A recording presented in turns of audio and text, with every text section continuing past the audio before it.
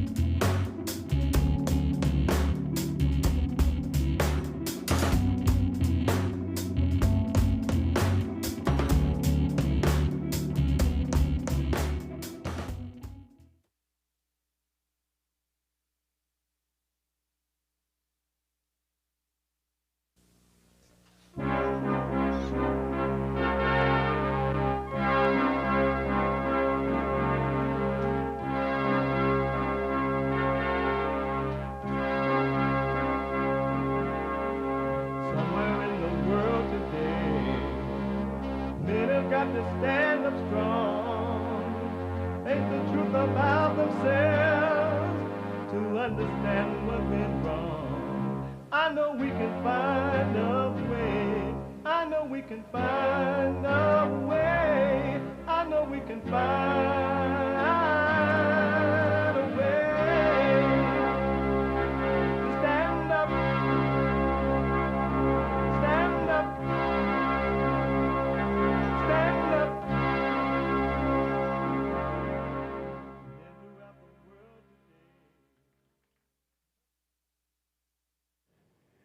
Uniting the races with truth instead of dividing them with lies.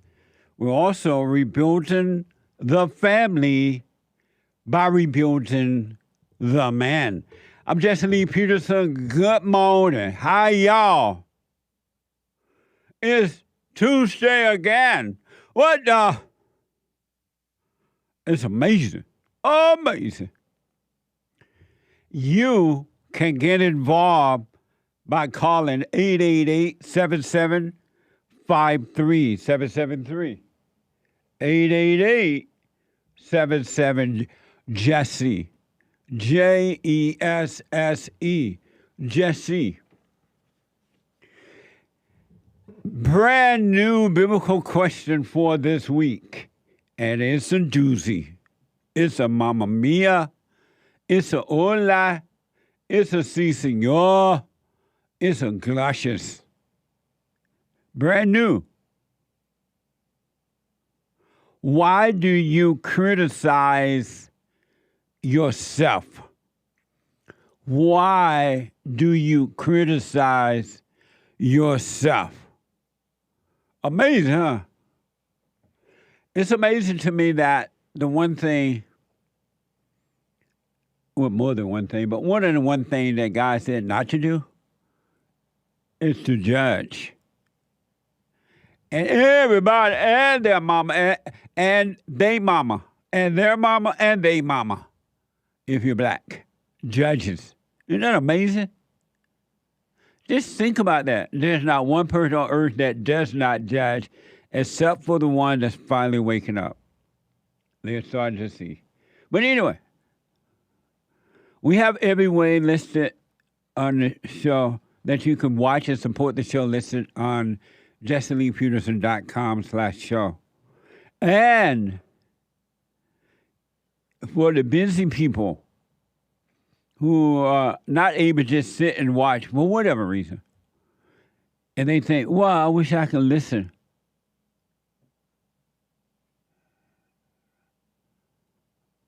I wish I could sit and listen to the show.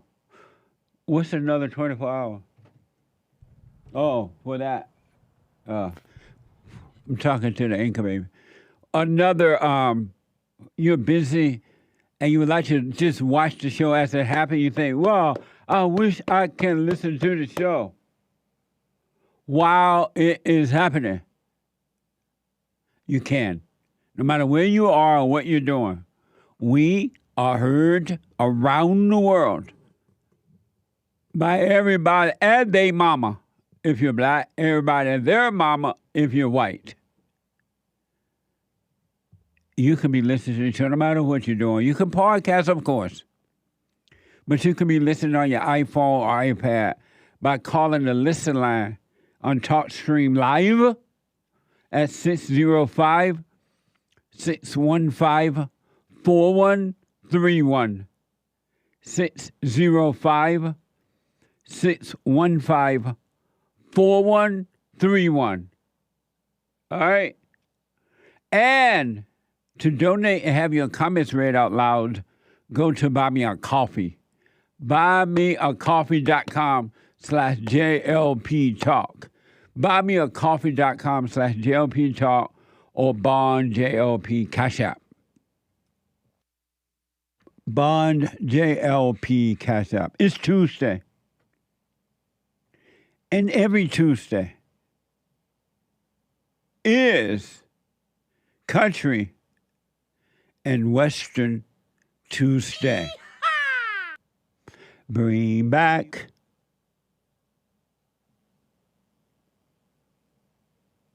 my country to me. Bring Back.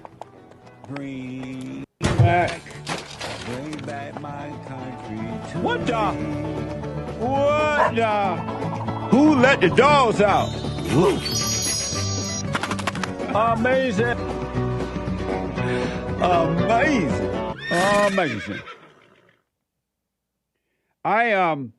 Before I go to the phones here, I was thinking about reflecting on the mentality of black people. And not all, but most. Not all, but most. Something seriously happened. And I know what it is. I literally know what it is. But for the sake of conversation, something seriously happened to the blacks during the so-called civil rights movement. And maybe even before that, a little bit before that, I guess. Well, I don't know. But because prior to the civil rights movement, black people were not, they did not have the mentality, they did not have the anger, they did not have the sense of the lack of ability or inability to think for themselves. They had it. And then something happened. Now, I've been told that for years, socialism has been trying to work its way in to American society. So apparently for years it was going on with socialism trying to get into America, right? And so, but it really happened to the blacks. And socialism, meaning that you no longer think for yourself, other people tell you how to think and they control you. Socialism really found its way into the black community or into black people, because there's no such thing as a black community, but into black people during the so-called civil rights movement. It was devastating. It was devastating when it happened to the blacks by way of Martin Luther King Jr. and Jesse Jackson and the Farrakhan people and all that. And socialism found its way in. And what I noticed is that it found its way into black people by way of other black people. People thought just because Martin Luther King can hoop and holler and preach, and I did too when I moved out here, they thought he was for them. They thought that because someone can speak in a certain way, that those people was, all they did was make them feel good and give them a false sense of guilt and took away their responsibility for themselves. But the blacks thought they were doing something good. All of a sudden, the blacks, Martin Luther King and others told the blacks, the white man won't let you into their cafe.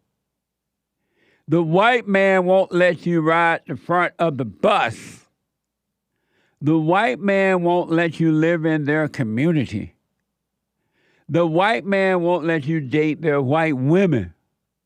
The white man this and the white man that. And the blacks fell for it because it was coming from the mouth of other black so-called leaders. And that was something new, too, in the black community, is having black leaders. Did you know that in the good old days when boys were boys, that a black preacher was just a black preacher? He was not considered as a leader. They respect him as a preacher, right?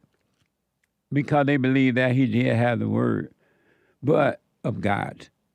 But they did not put the preacher over themselves. That all came about as a result of the so-called civil rights movement, which was worse than it was the worst thing that ever could happen and has happened to the blacks. And the blacks fell for it. even the black men fell for it in those days, those men that followed the civil rights movement. And it's to a point where the black men are as weaker than the black woman now. They think helplessly, as though they can't make it. And they really believe today that the white man is superior to them. I've said this before. They call him white supremacy. And they literally believe, which is such a big lie. It's always been a lie. But they really believe that they can't make it because of the white man. Whatever making is, what is making it? Think about that. That's a whole new ball game. And they cry like little black women. And the black women, they cry because they know they have the upper hand over the white man and over the black man. They can just pretend they're being discriminated against because they're black, they're a woman, they're this, they're that. But it's a mess. And I've known for a long time that the blacks are being controlled by other black people, the so-called civil rights movement, the black politicians, and the liberal white politicians too, and some of the righto white politicians as well. But it's the darndest thing I ever seen in my whole life. It really is, but I understand it. I mean, I see what's going on. And I've noticed, and I got proof, that the black politicians, the so-called black leaders, black preachers, they have zero respect for black people. Zero respect for them at all. They have none. They only have, they are over the last 70 years, 60, 70 years, however long this mess has been going on with the civil rights movement. No such thing as civil rights, by the way. But anyway, they have no respect for the blacks, period. They only see them as a ways to the means. They use blacks. And they have been bullpen like we used to raise cows, and then at a certain time of the year, we bring them all in from the pastures, those that we wanted to sell, and we put them into a little, into the barn, into a little gate thing so we can make them all walk up on the truck and take them to the slaughterhouse to be sold and killed for meat. That's all that the blacks mean to Barack Obama, Big Mama Michelle, and all the black politicians, and most, if not all, the black preachers, the white liberal Democrats, and the white righto Republicans. Blacks are just seen as a vote. They put you in the slaughterhouse. They fatten you up first by putting you out into the pastures, and they give you free stuff. All year they give you free more of this and free that, affirmative action, and you can get into the schools without earning your way. Nothing is required of you but to hang out in the pasture and get fat during the year. And then come election time, voting time, they haul you up to the barn. They put you in one of those long stall-like things, and they make you all march on the truck, and they take you to the voting booth, and they tell you how to vote. They tell you how to vote. Democrat. And especially if it's a black Democrat, something is wrong with you. One of those cows that didn't follow the herd of cows. Something wrong with you. You're not voting for us because we're black. You know your struggles. And you never had a struggle because you're out in the pasture being taken care of without earning your way. You have no struggles except with self. And so you got all these phony, evil black politicians telling lost black people, you got to vote for me. because I'm black. If not, what's wrong with you? Aren't you a brother? What's wrong with you, brother? You ain't no brother. Why doing before election time? You're just nothing out there in the cattle field, getting fat, so we can put you in a bullpen and sell you to the highest bidder. But then you become a brother. But in the meantime, the black politicians, they go and they live in their big homes and they have their money and they travel and they speak and make speeches for buku money. They're living high on the hall. There are some, I literally personally know some black women who, number one, they think Trump set up his own assassination attempt. They think it was planned by Trump. And then they're going to vote, they say, for Kamala Harris, but they really these black women. Can you get any dumber than that?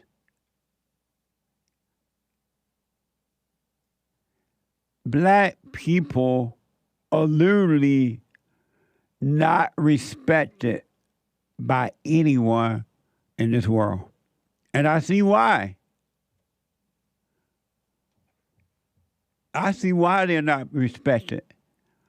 And the blacks don't even, no, but they don't even know that Barack Obama and Bill Clinton and Hillary Clinton and Kamala Harris and all these so-called politicians, because of their color or political stance, they don't even know that these people don't respect them. They don't even know that these people don't like them.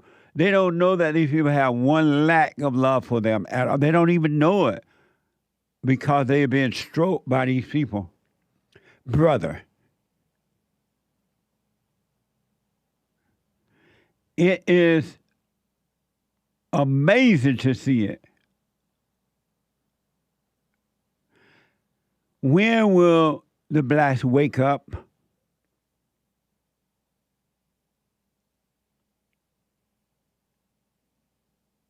When? And Kamala Harris and the Democrats are afraid now, according to all the reports, that they're not going to get the black male votes. And they are having they can't believe. They shouldn't have to be putting all this work into trying to get a black vote. We're black. What are you thinking about? Oh, you are thinking. That's the problem. You're not supposed to be thinking. And you're trying to think for yourself.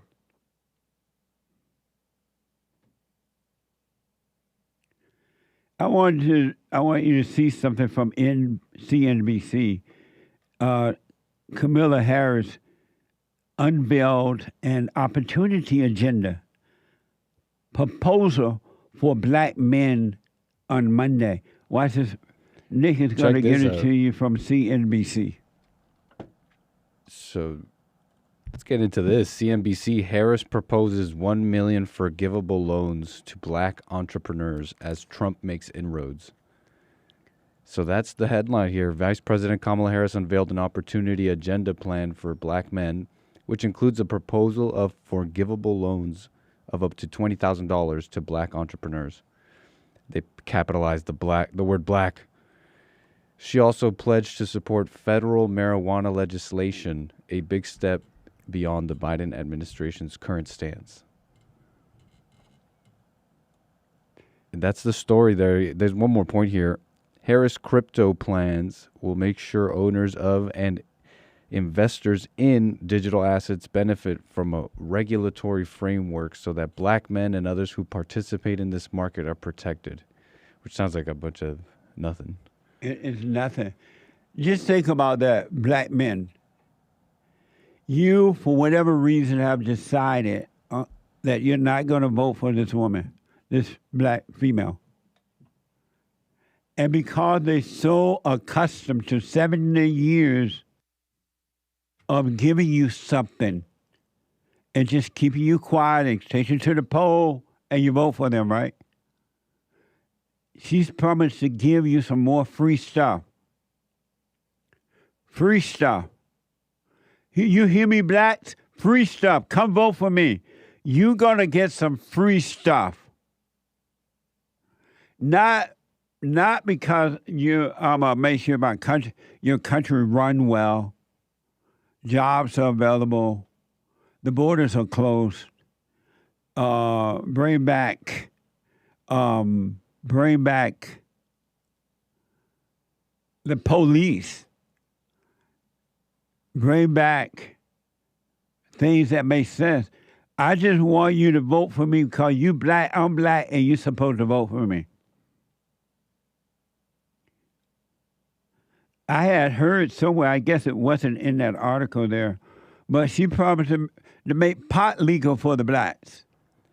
I don't know where that came from. I get that. What? Oh, I'm sorry.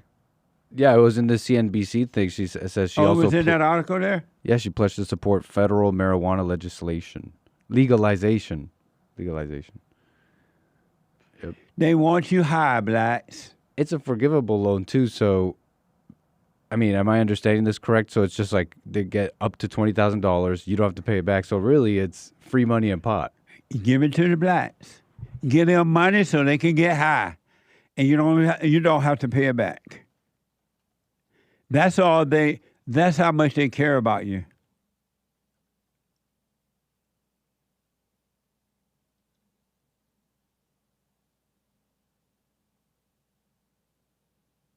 That's what they care about you. Something happened to the blacks that for 70 years they've fallen for this. It wasn't always this way with the blacks. And blacks will argue with you until the cows come home that they deserve free stuff because they've been brainwashed. Barack Obama, the black politicians don't care about you. Zero. The whites, liberal, may care a little bit more about you than the blacks politicians. And the white liberals don't care about you either, to be real honest. They don't respect you, especially black men.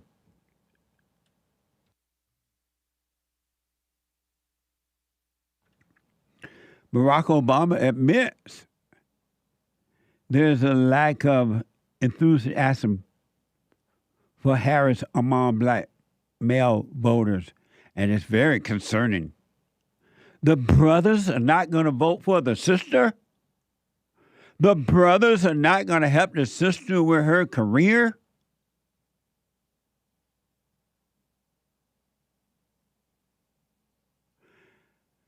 What happened? And it's not just this way in America with the blacks.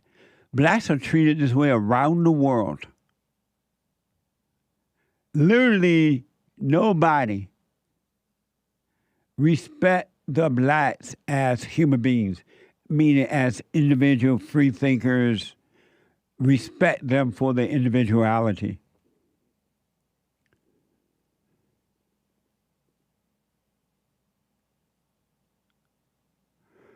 According to Fox, I think this is a mistake.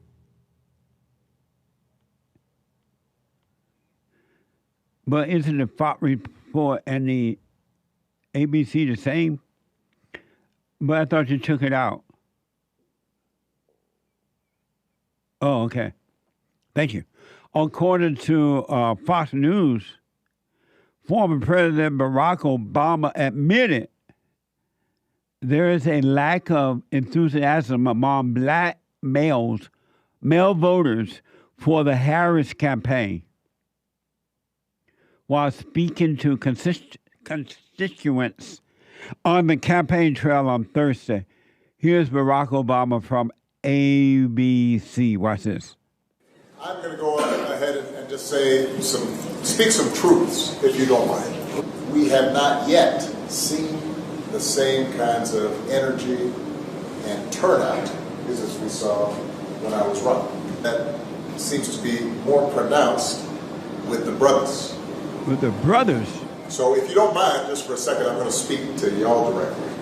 When you have a choice that is this clear, on the one hand, you have somebody who grew up like you, knows you, went to college with grew you, up like them. understands the struggles, pain, and joy that comes from those experiences, who's had to work harder and do more, overcome, and achieves the second highest office in the land, putting forward concrete proposals to directly address the things that are vital in our neighborhoods and our communities, from housing, cares about things like education.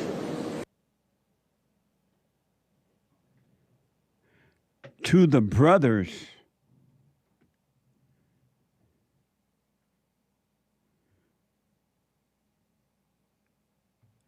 Obama goes on to say, Obama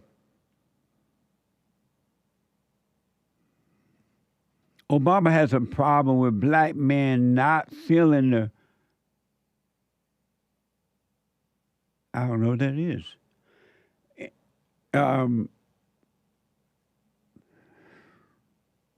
about to come back to this, folks. I can't.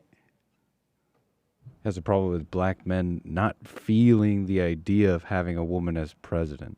Okay, watch this from ABC. And you're thinking about sitting out? And you're coming up with all kinds of reasons and excuses. I've got a problem with that, because part of it makes me think, and I'm speaking to men directly, part of it makes me think that, well, you just aren't feeling the idea of having a woman as president. And what's wrong with that? And you're coming up with other alternatives and other reasons for that.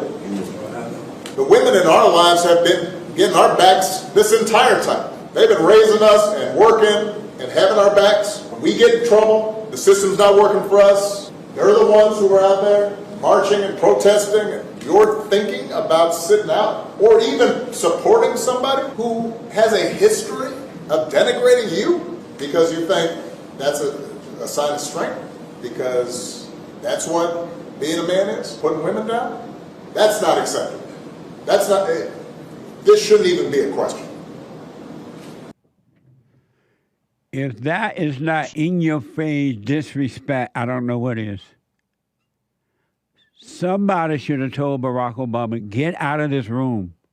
You leave right now, you weak, pathetic, evil male. She knows she's still the boss.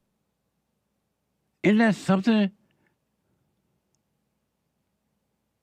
He was talking down to them like they were little retarded children. And those were grown people. And he's scolding them because they have decided, for whatever reason, they were not going to vote for, I don't know of all of them, but Kamala Harris. And he's punishing them, scolding them about it.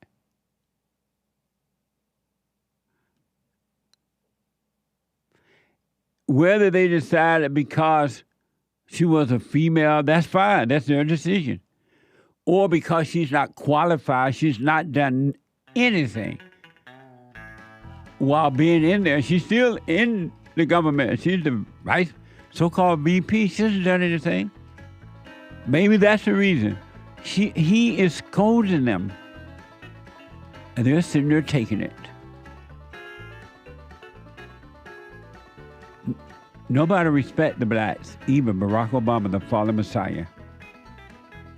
And the blacks don't carry themselves where they deserve respect. 888-7753-773. A quick break. Back in a moment.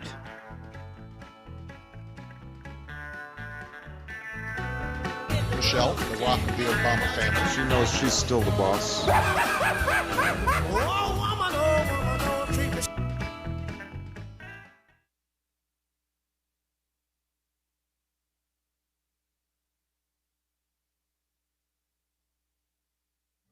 Today's show is brought to you by SEVENWOOD Financial Services. For 20 years, SEVENWOOD has been a trusted partner to Americans who take action to guarantee their retirement income. Their team of licensed, independent producers will help you understand your best options for protecting your hard-earned savings. So stop living with your retirement worries. Call 7wood and let them help. Schedule your free consultation now. Call 860-470-6250.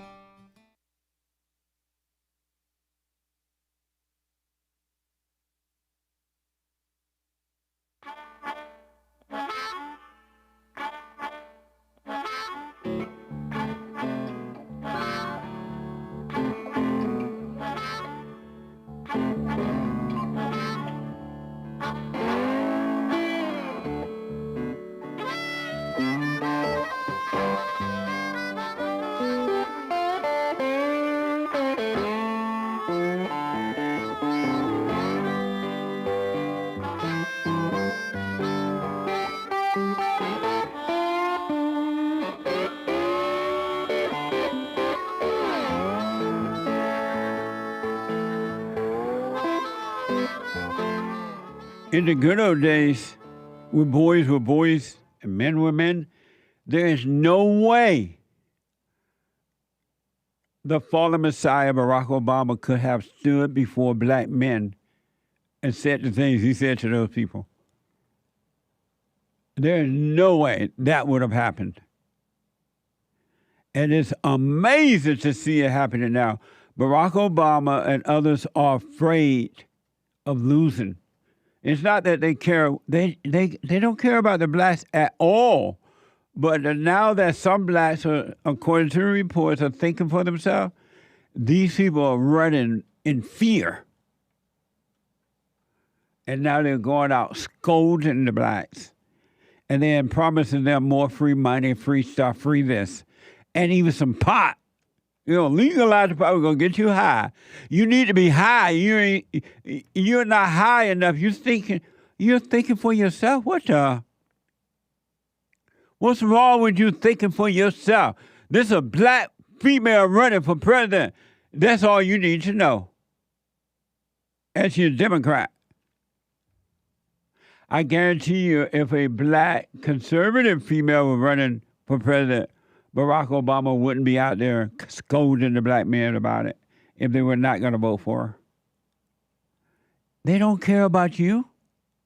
When will you realize you live in an evil world, human nature is evil, and your own people don't care about you, your own mama, your own daddy? Why do you think Barack Obama and others care about you? And you don't have a struggle. You have one struggle that's going on inside of you. What struggle? Y'all know the struggle. She understands the struggle. What struggle?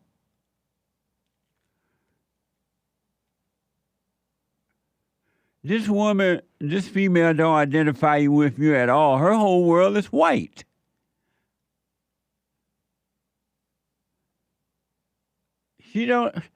You ain't had no struggles.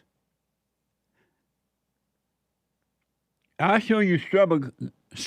Go down there and work in that cotton field in Alabama. I'll show you some struggles. The fallen Messiah, Barack Obama, and his weak, pathetic self, scolding the blacks because they have decided, the men, not even the women, he scolded them. They're sitting there taking it. At least you should have gotten up and walked out of there. Give him the finger. He doesn't care about you. So announcements. The hate report is coming up. The hate report is coming up at 9 a.m. this morning.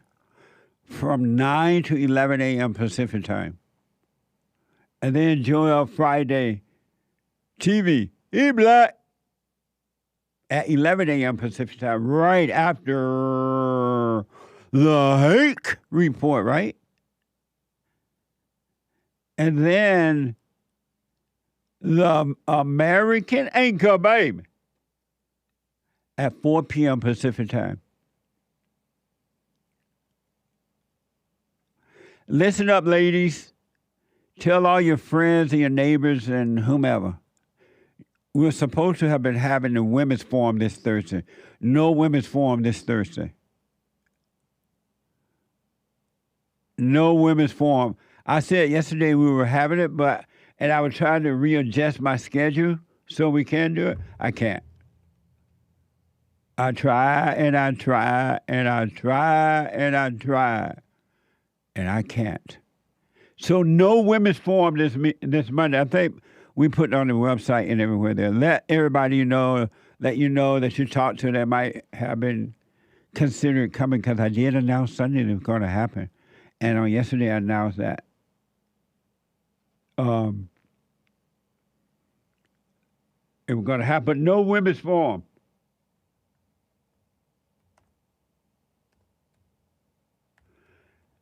I'm blown away. No women's forum this Thursday, ladies. It is the third Thursday, but no women's forum, all right? I'm blown away. I'm blown away at the mindset of black people. It's really disgusting, for lack of a better word. And especially not all have surrendered to not only over to the black female, but to users like Barack Obama. What's wrong with you taking control of your own life? What's wrong with that? What's wrong with you as an individual not being able to think and do for yourself? Nobody's holding you down. There's not one person that's holding you down but you. And that's the truth. There is not one person that can, has, will hold you down except for you. You're your own problem. And in the good old days, black people used to know this. I didn't have to say it. It was known. White man is not holding you down. The white man is not holding you down. That's a lie. How come if the white man is holding you down, why is it that the people who are telling you that the white man is holding you down, they're doing fine? At least as to what the material way. They live where they want. They make buku money.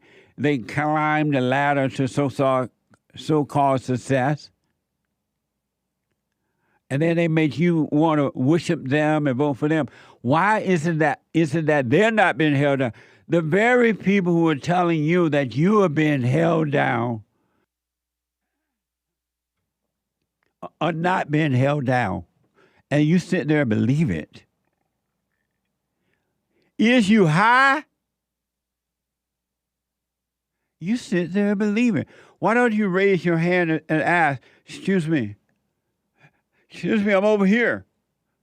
Miss or sir, Barack Obama or Big Mama Michelle or Kamala Harris or white liberal, you're telling me that some other person is holding me down because of my color, because of this.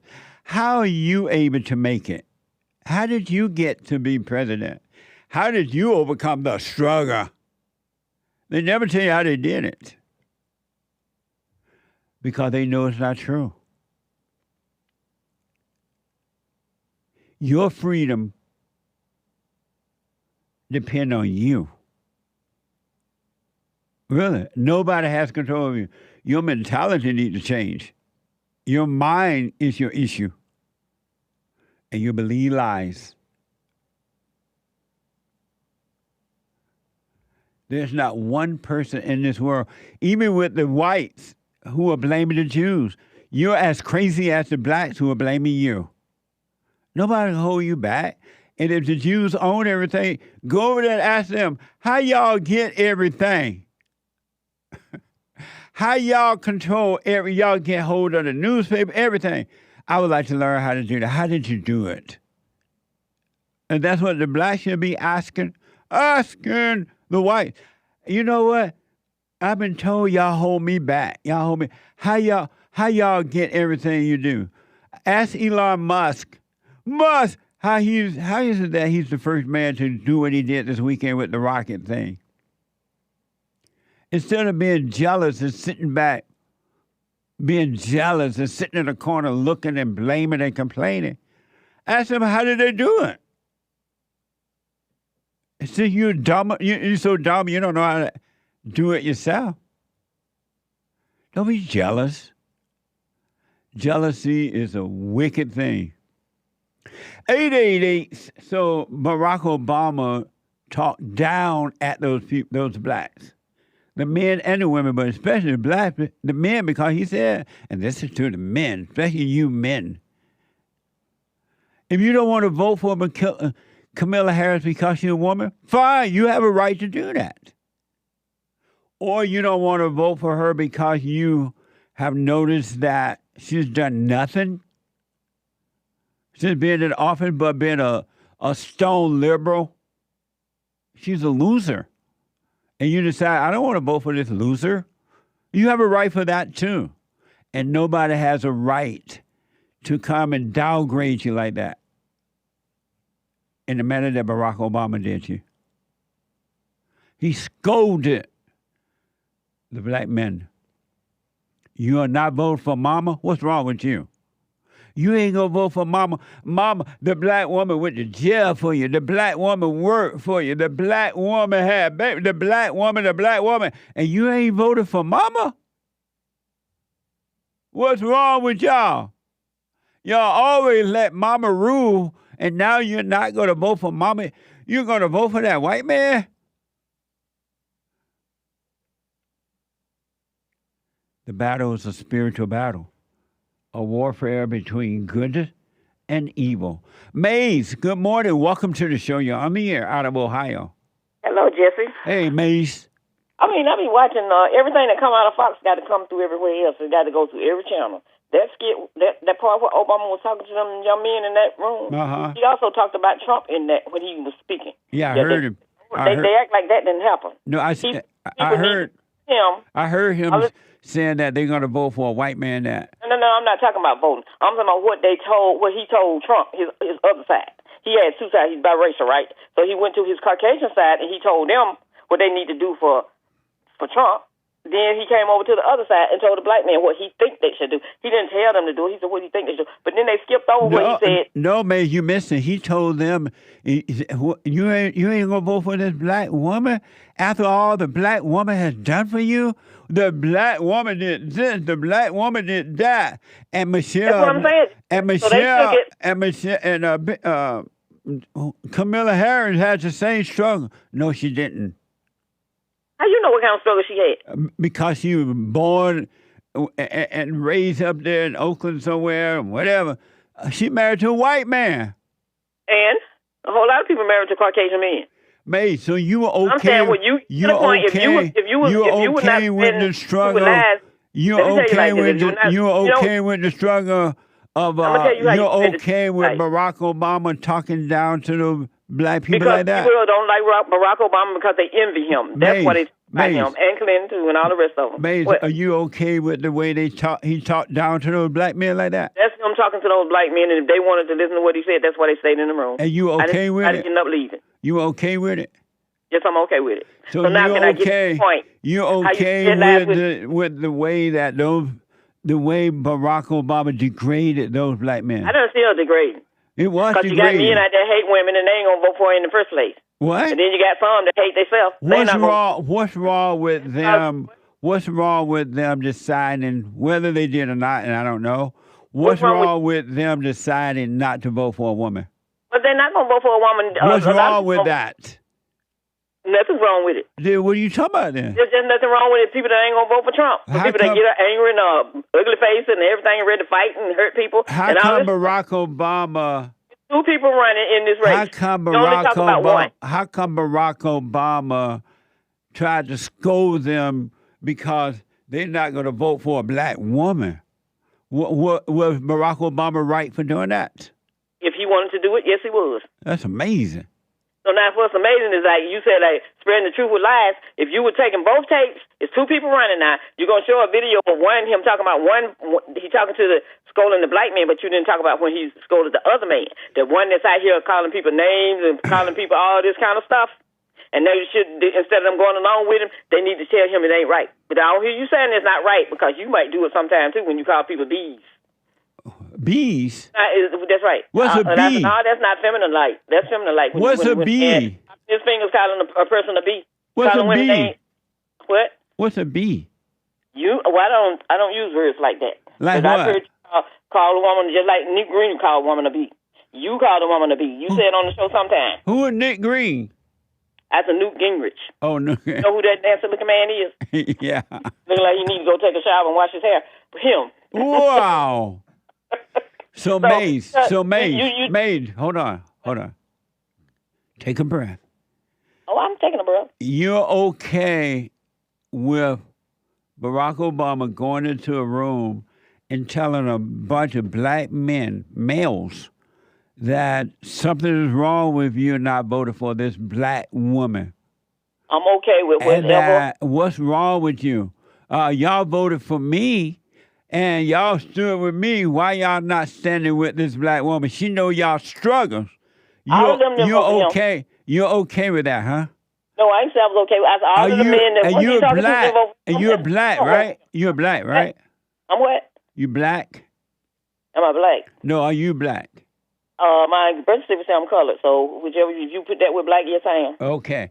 And so you, like, as a black female, those are the liberals always say, as a woman, you're okay with the degrading of those black people, huh?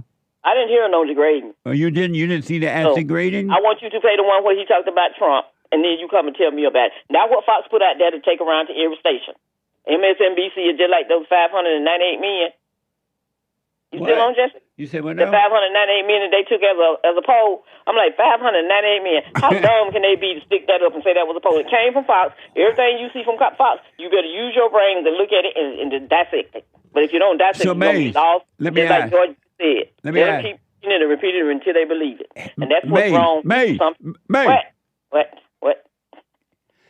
If a white man, Donald Trump had gone into that same room and gave the same speech to those black people, would you been okay with that?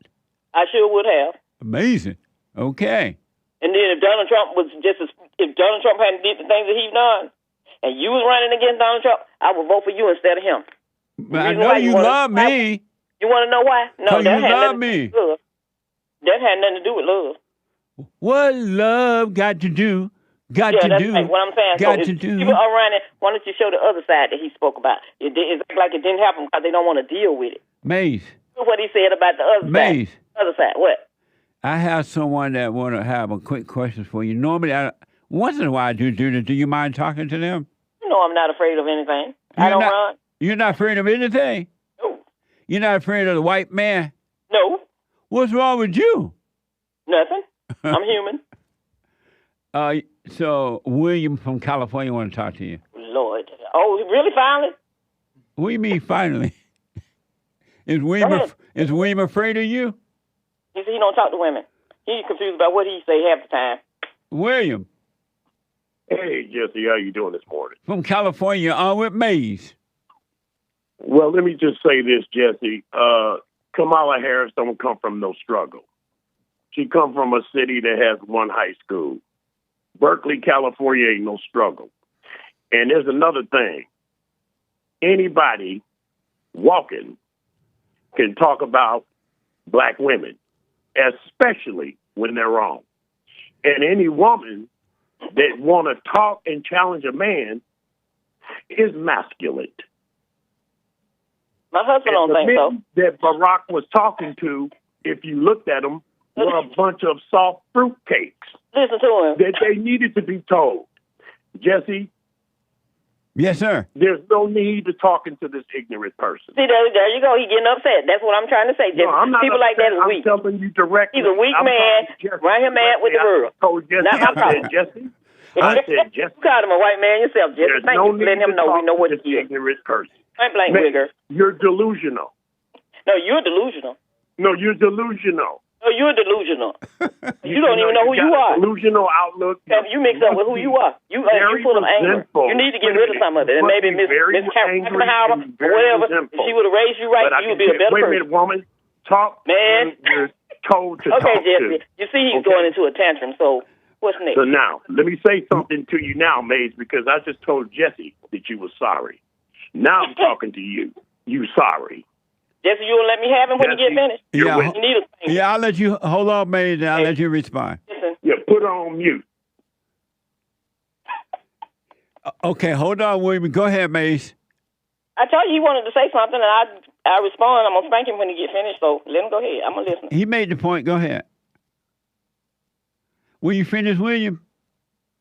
Oh, I'm absolutely finished because she been wanting to talk to me. All she do is follow and critique everything I say. But you know what? You need to go talk to your husband because you talk too much.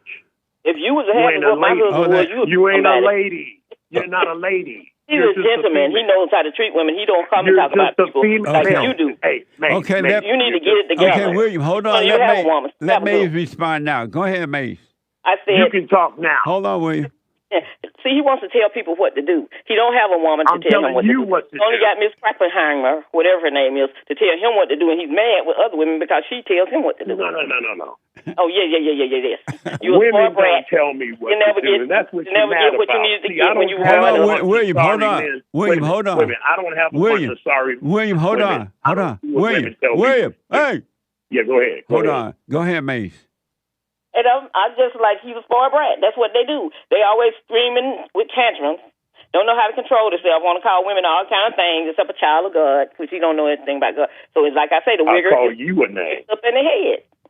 He needs some help. Amazing. And do you love William Maze? What? You love William? I love everybody. How about William?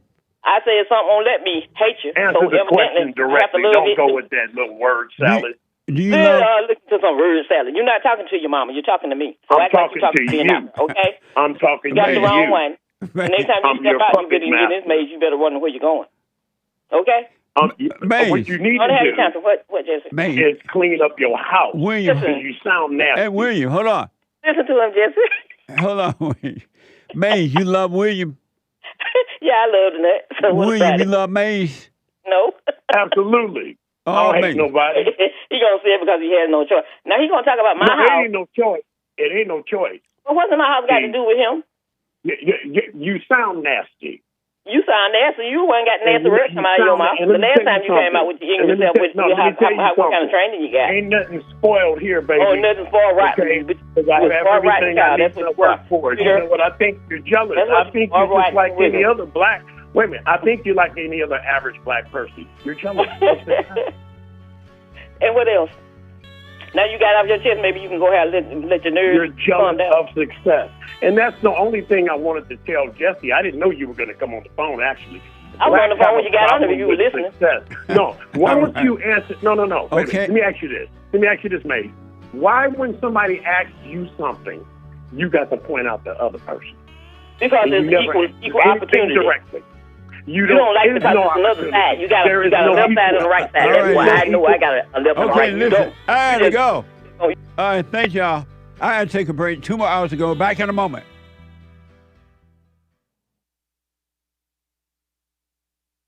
I highly recommend you get them. 7 guaranteed steps to spiritual, family, and financial success guide. Even if you're not starting a business, but you have a job or you're on welfare, it can help you if you do. Be doers of the word, all right? From rage to responsibility. From rage. That's what I write about in the first chapter, especially how I overcame. Scam. How the black leadership exploits black Americans. They're using them, and blacks are too willing to be used. And then my last book, The Antidote, Healing America from the Poison of Hate, Blame, and Victimhood. They are all amazing books, and they are helpful. Go to rebuildingtheman.com if you want an autographed copy, or call 800-411-2663.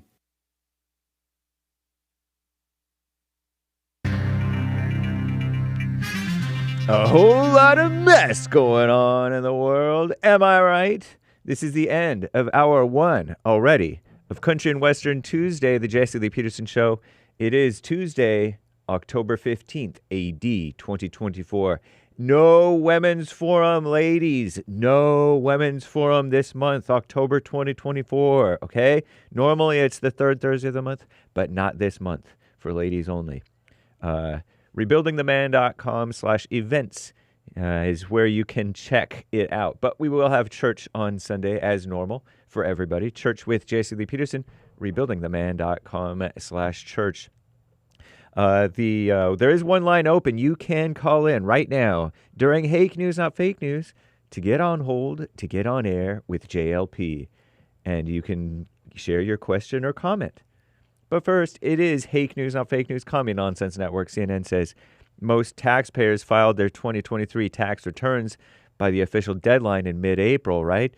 Or they applied for an extension, giving them until today, the 15th of October, to file their tax returns. Those who don't meet the tax dates could face penalties and interest that will accrue until the situation is resolved. There's your communist IRS for you. Thanks a lot. 16th Amendment or something like that? Evil Woodrow Wilson, dirtbag, 100 years ago. Anyway, the so-called presidential race, the so-called vice president, cackling lame-o Kamala Harris, for whom Obama simped on behalf against the black man. She slammed her Republican rival, our greatest president, Donald J. Trump, in Pennsylvania, PA, yesterday, Monday, over our greatest president's comment that the U.S. military should handle the enemy from within. I don't think that Trump said that the U.S. military should handle the enemy from within. I'm not sure, but I don't think that he said that exactly. I think the liberals are probably reading into that. On Election Day, she portrayed Trump as dangerous and unstable. Talk about not looking at yourself, right? Following his remarks on Sunday on Fox News when he said he would call on U.S. forces in the National Guard to suppress what he described as radical left lunatics, the real rioters and insurrectionists, right? Antifa and others. And Commie Nonsense Network is falsely claiming that Trump incited violence. Please, to try to stay in power, supposedly, according to their twisted minds after the 2020 election. They said Trump said he is not worried about his supporters' actions on November 5th, as he shouldn't be. Harris's campaign, that's Kamala, right? She plans to seize on Trump's remarks with a new ad that features Trump repeatedly invoking the phrase, the enemy from within. And that's completely true. The enemies are domestic enemies. And the enemy is inside you, too. On the campaign trail. Nice. FEMA, Federal Emergency Management Agency, has resumed door-to-door neighborhood outreaches in some areas affected by Hurricane Helene after authorities arrested one man accused of making a threat against FEMA employees, government workers, so-called workers, right?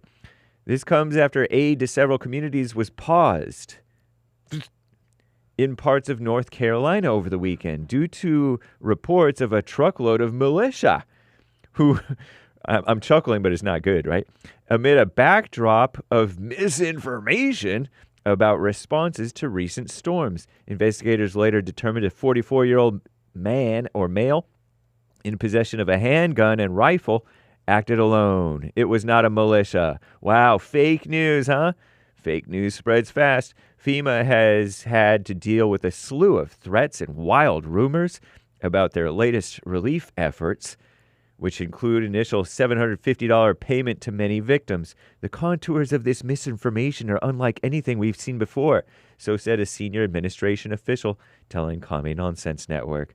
They're very corrupt and inept, but you don't have to be bashing the employees. They're just working. Or not working. I'll tell you about Medicare in the second hour and the Israeli hostages and La Niña. But first, back to the JLP Peterson Show, Hour 2.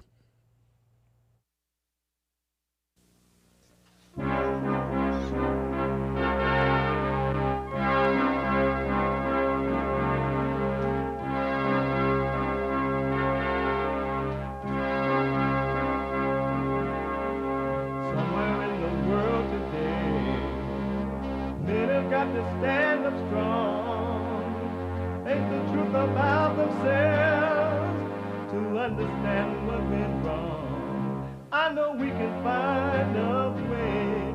I know we can find a way. I know we can find a way to stand up, stand up, stand up.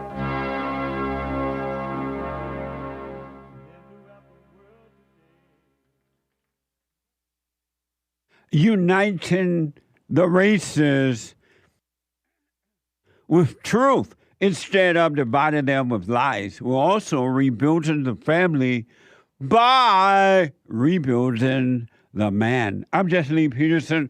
Welcome to the second hour of the show already. What the? You can get involved by calling 888-7753. 773-888. 77 Jesse. Jesse. Jesse. And my biblical question. The biblical question for this week. Why do you criticize yourself and others? Why? Why do you criticize yourself and others? You can listen to the show no matter where you are or what you're doing. Whatever, you could be exercising, laying up at a beach. You can be coming across the border really fast because you believe Trump is going to get in there and it's the last chance, knowing that if you do make it, Trump may send you back home. You could be listening while Barack Obama is scolding you as a black adult for not voting for a black female because she mama. And you, what's wrong with you black people? This is a black female. Y'all supporting me. Y'all ain't supporting this black woman, and this black woman did everything. You know how the black woman worked for you. The black woman took care of you. The black woman fed you. You ain't gonna vote for mama? Or mama love is so special. You can be listening to the show while being scolded. But on your iPhone or iPad, you can be listening while he's up talking and scolding you, and you're afraid to tell him how the cow ate the cabbage. You can be listening to the show by calling the listen line at 605-615-4131. 605-615-4131 on your iPhone or iPad. Your iPhone or iPad. And to donate and have your comments read out loud, go to Buy Me a Coffee. BuyMeACoffee.com/JLP Talk. BuyMeACoffee.com/JLP Talk. And we do have some coffees we got to read out to you here. And, or Bond JLP Cash App. Bond JLP Cash App. It's Tuesday. It's the second hour on Tuesday show. And every Tuesday is and will always be Country and Western Tuesday. Bring back, oh, bring back my country to me. Bring back my country to me. What the? Who let the dogs out? Woo. Amazing. Amazing. Announcement.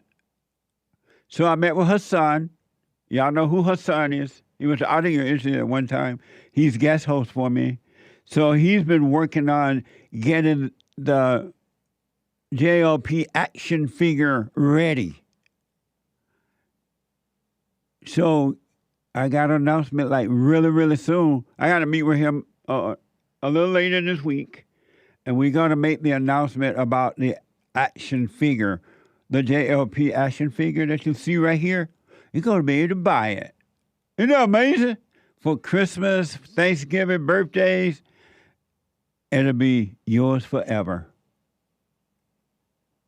He's been really working on it, and I think he's like right at the point, he told me yesterday, Sunday, he's right at the point where it's ready for me to make the announcement. So get ready, save your money. All right? So, I will be making the announcement soon. I forgot what he told me to say.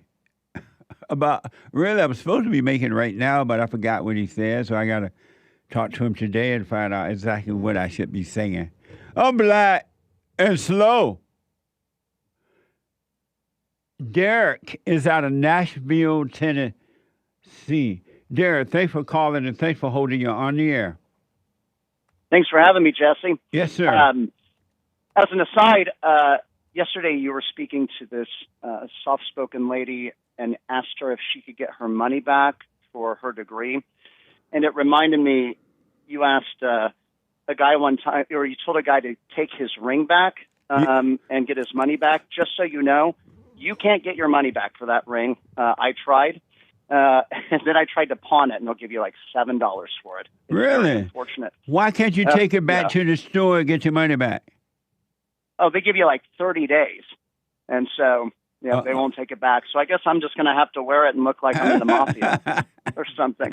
So I did your assignment with from church. And thank you for church. It was amazing. It was amazing. And I know I'm just starting to wake up, and yesterday I was had to interact with this gal through work. So before you say, tell the people what was the assignment that I gave during fellowship. Not to judge in any way, not with in your thoughts or your posture or your looks. Right? Am I getting that correct? Absolutely. Your words, your emotions, your thoughts. As you just said, your gesture, don't judge with anything. And what happened? Well, I found myself just got this little ping of irritation, and I caught it, and I go, well, look at you. We've got a murderer in the house today, don't we? That's right. I'm like, who are you to, like, what are you doing, Derek? But it was amazing. I'm like, I don't know what's going on with her, and I just kept on, keep on keeping on. But beyond that, I find that I'm the biggest critic of myself, and I often will catch it. But if I don't catch me judging myself immediately, I can sometimes make it worse.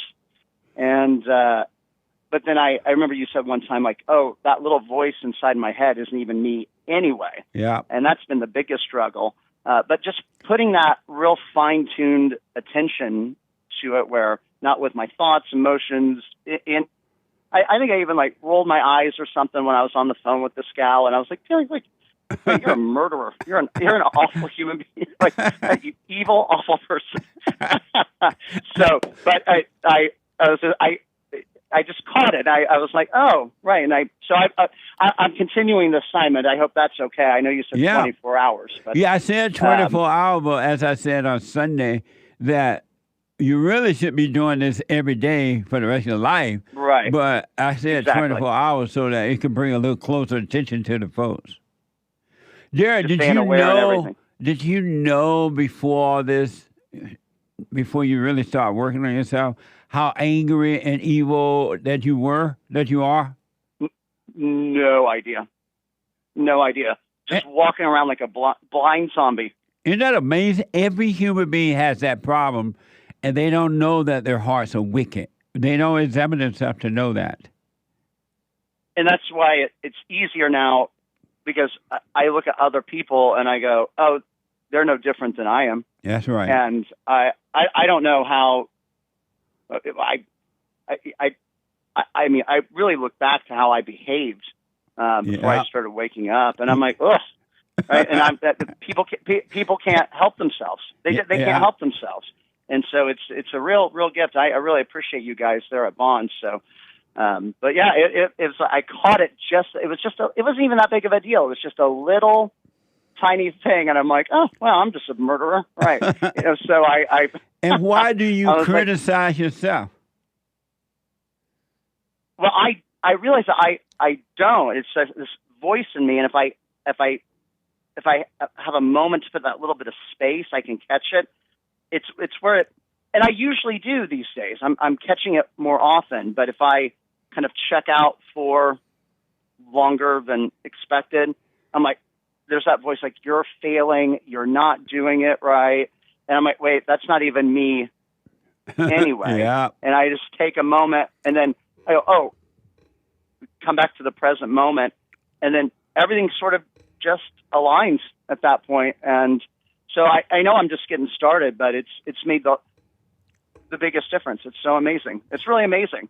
Amazing. So, and you know what, Derek? Yep. If you stay with this, if you make a commitment to stay with this and work on you for the rest of your life, no matter how long it takes, and you haven't seen anything yet, man, it's mind-blowing what we don't know and see about ourselves. It's crazy. It's like we are blind and don't even know it, man. It is. It's. I think you said one time it's like it's kind of weird. I'm like, this is totally weird and crazy, and it's being able to go around and not be angry or worried about things. Yeah. And I think back, I was like, I get all worked up about nothing. Yeah. All the time about nothing, and then gossiping with like people. I'm like, oh. And what was I even doing? It's so weird, and just life's just better, and it's all in me. It's like it's always been a me problem. Yes. And it's wild. It was so funny. Just yesterday, it was like not even a big deal. It's just like getting a little mouthy with me, and I'm like, wait a minute. I'm like, way to go, Derek. You just put a shank in someone's neck, didn't you? There, I'm like, you get over yourself. That is funny, man. Yeah, I really appreciate everything you guys are doing, and thanks so much for helping me. I'm very grateful. Absolutely. So stay with it. Stay with it. Stay with it, man. You got it, sir. All right, buddy. Amazing. What were you saying, James? I was saying, metaphorically speaking. The shank in the neck? Shank. Oh, yeah. Not really. He's not actually doing that. He's not like physically doing it. Yeah. It's too bad we have to even say that. I know. But people Just are for crazy. the sake. Yeah. Let me go to 888-775-3773. Anchor Baby saying that he been doing it. If you missed church fellowship on Sunday, you can podcast it by going to rebuildingtheman.com/church. We had an amazing. It was like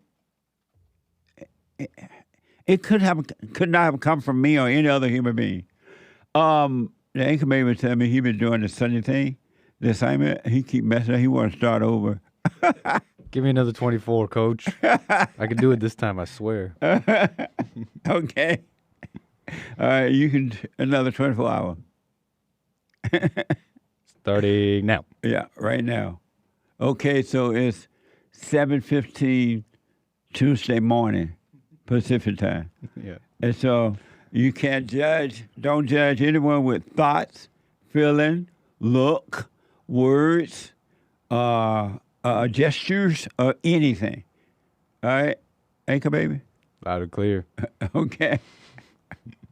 Let me go quickly to Kelvin out of Ohio. Kelvin, welcome to the show. You're on the air. Hi, how you doing? All is well, Kevin. Thanks for calling. All right. So, I usually call on Monday or Tuesdays because where I work, I work like 11-hour shifts, like 5 days a week, so I'm never able to really call on Thursdays. Oh, okay. So, I wanted to finally like settle this debate. Like, I think you talked about it last week or the week before. You had a caller or a person that left a coffee asking you if Jesus had anger, and you said it's nowhere in the Bible where Jesus had anger. So I'm just here to finally settle that debate, like just to end it all. About whether Jesus had anger or not. Yeah. And yeah. you believe Jesus had anger? Man. I ain't gonna answer yet. First, I want to get all four of y'all answers first. So, what's your answer? Yes or no? Well, let me put it in this way. Is there anywhere that any situation that Jesus had, showed, or was angry? Are you asking me that? Yeah. No. All right. So, hey, yes or no? I'm sorry? I'm asking Hake. Oh, you talking to Hate right now? Yeah, yes or no? Oh, okay. Hold on. I got to turn his mic on over there. Okay. Hey, yes or no what? That Jesus showed anger? Showed, had, or was angry. Depends on what you mean by the word anger. Anger. No, Jesus never had anger. There is no anger in him. All right. Okay, so Mark 3:4-5. I'm going to give you the backstory. So there's a man with a withered hand in the synagogue asking for help. And the Pharisees are in the synagogue. They're ignoring him. So Jesus comes into the synagogue and he sees this. So the Pharisees are trying to see what Jesus would do to see if he would work or not on the Sabbath day. They want to try to catch him to try to see if he would break the law.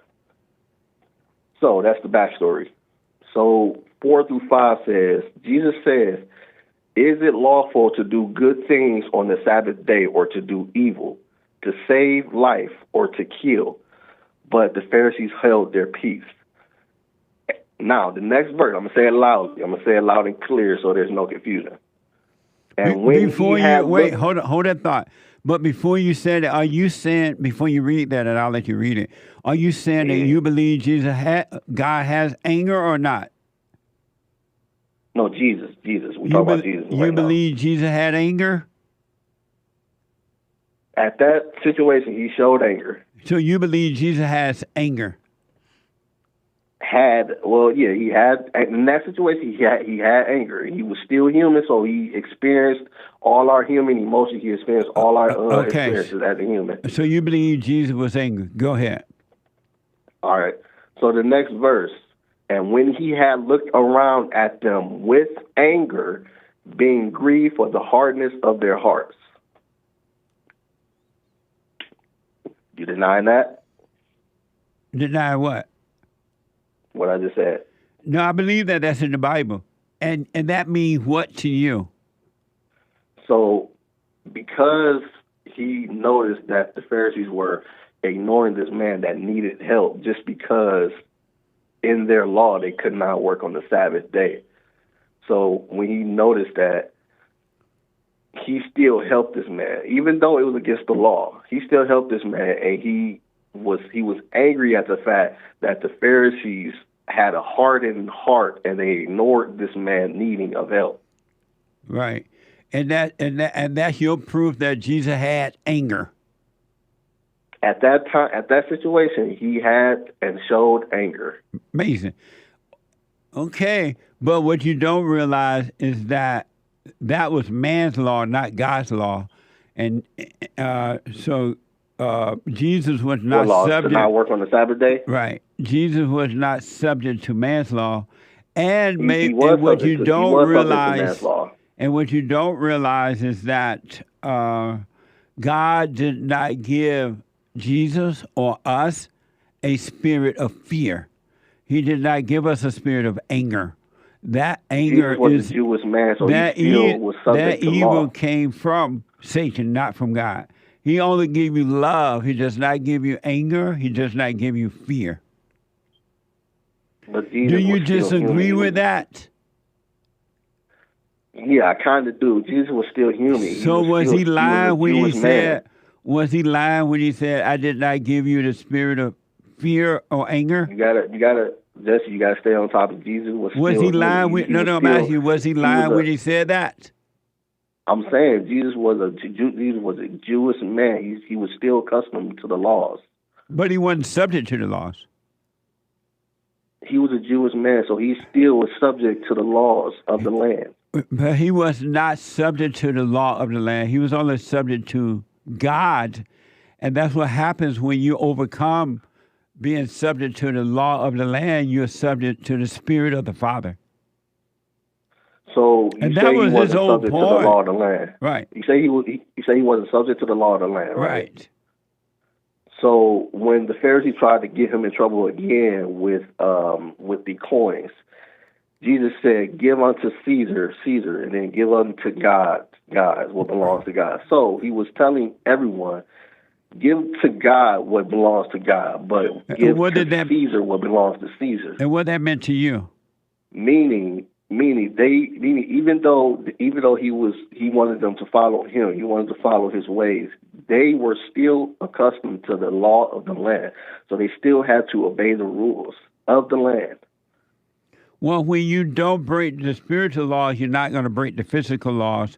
And when you give to Caesar, you're giving to Caesar the physical things, and you give unto God the spiritual things.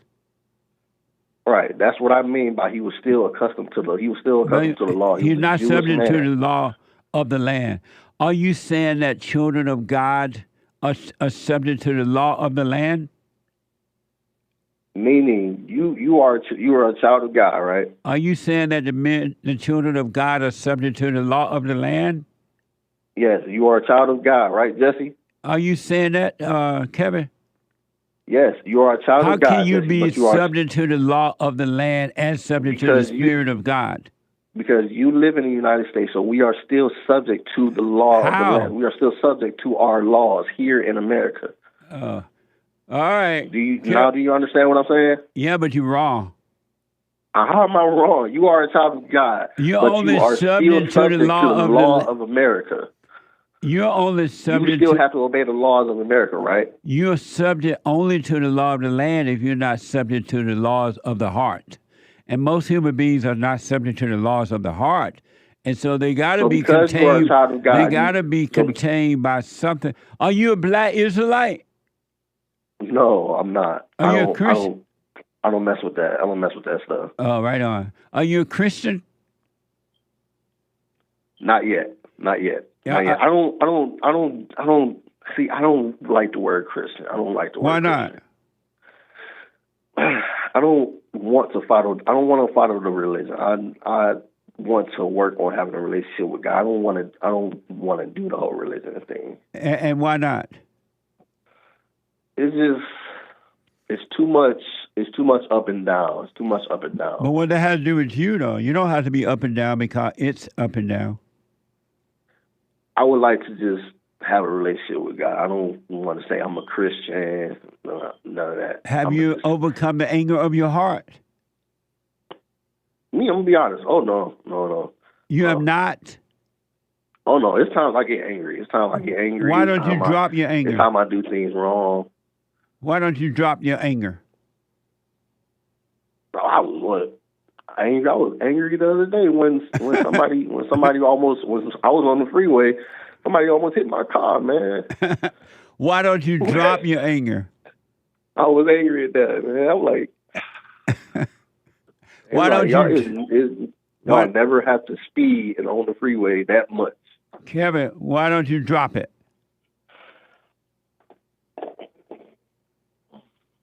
Because it's just you hear that answer a lot, so it's mainly because me, I'm still human, so I get angry. So are you human? I can't just say I want to drop anger and then it's just gone. Why not? Forever. Why not? Because I'm still human. I'm flawed. But are you human?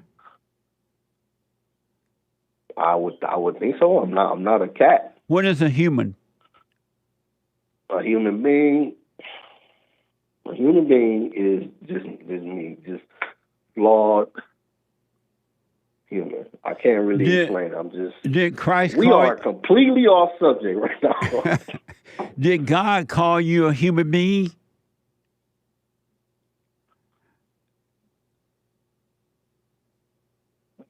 You know, so how do we get to this? How do we get all the way to this? I don't know. I think because some of you said, did God call you a human being?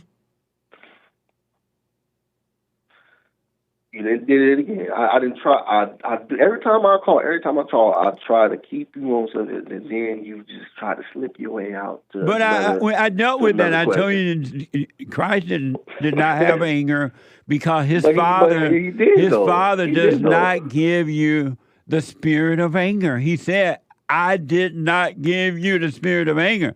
Overcome anger. But Jesus was still a human being. He was still a human being. He still experienced all of our emotions, all of our experiences. You think that Jesus had the kind of anger you had on the freeway?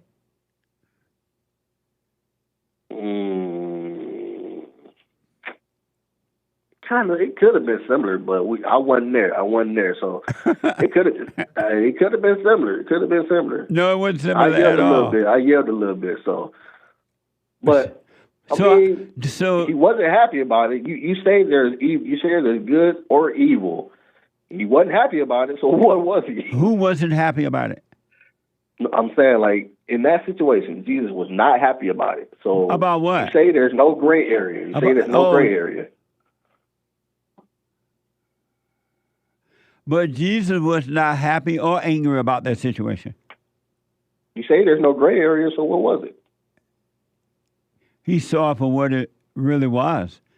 And let me ask, because of time, Calvin, did God call you a human being?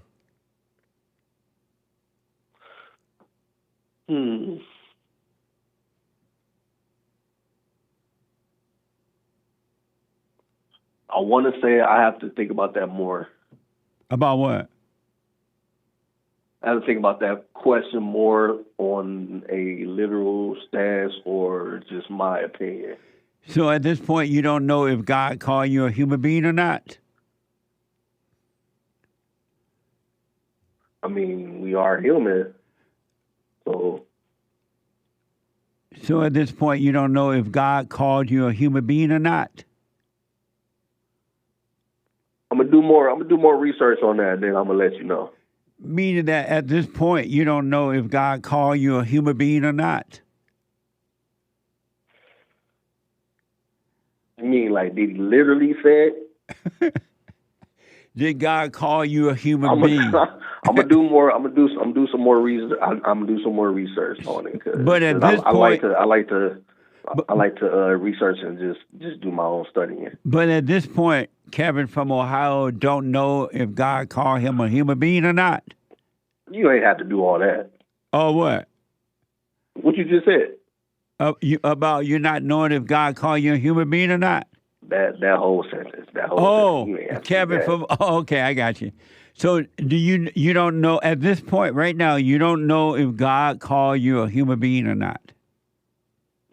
Well, yeah, he did. We are human beings. God called you a human being? Do you mean that literally? I don't know.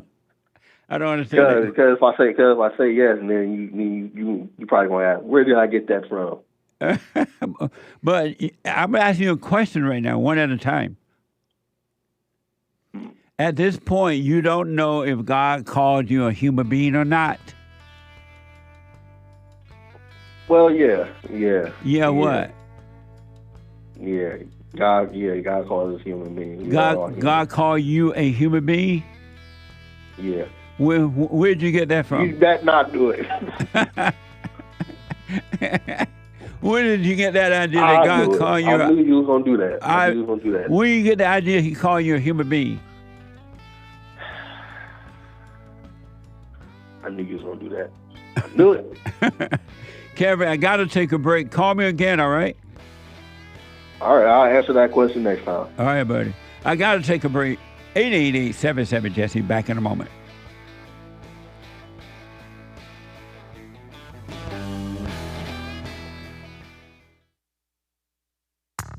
I recommend you get a copy of my book, From Rage to Responsibility. I write about how the spirit of anger was taken away from me 29 years ago. I forgave my mother who tried to turn me away from my father, and I returned to my father, and through him, my father on earth, and through him I was able to return to God.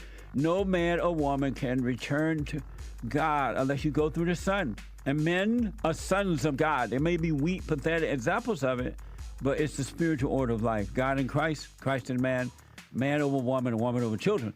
So get from race to responsibility. I write about that. Go to my website, rebuildingtheman.com for an autographed copy, or call 800-411-BOND. And donate to my nonprofit, Bond, the Brotherhood Organization of a New Destiny. We are rebuilding the family by rebuilding the man.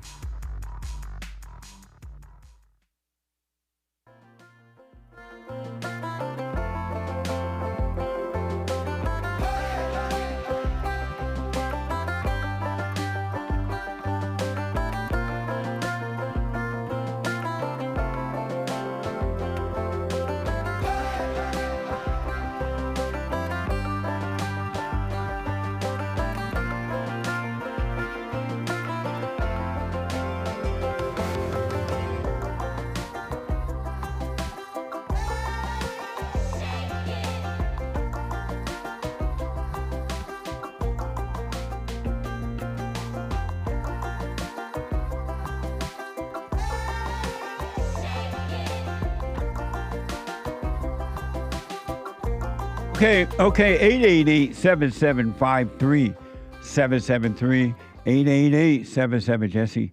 No women's forum this week. No meeting this week.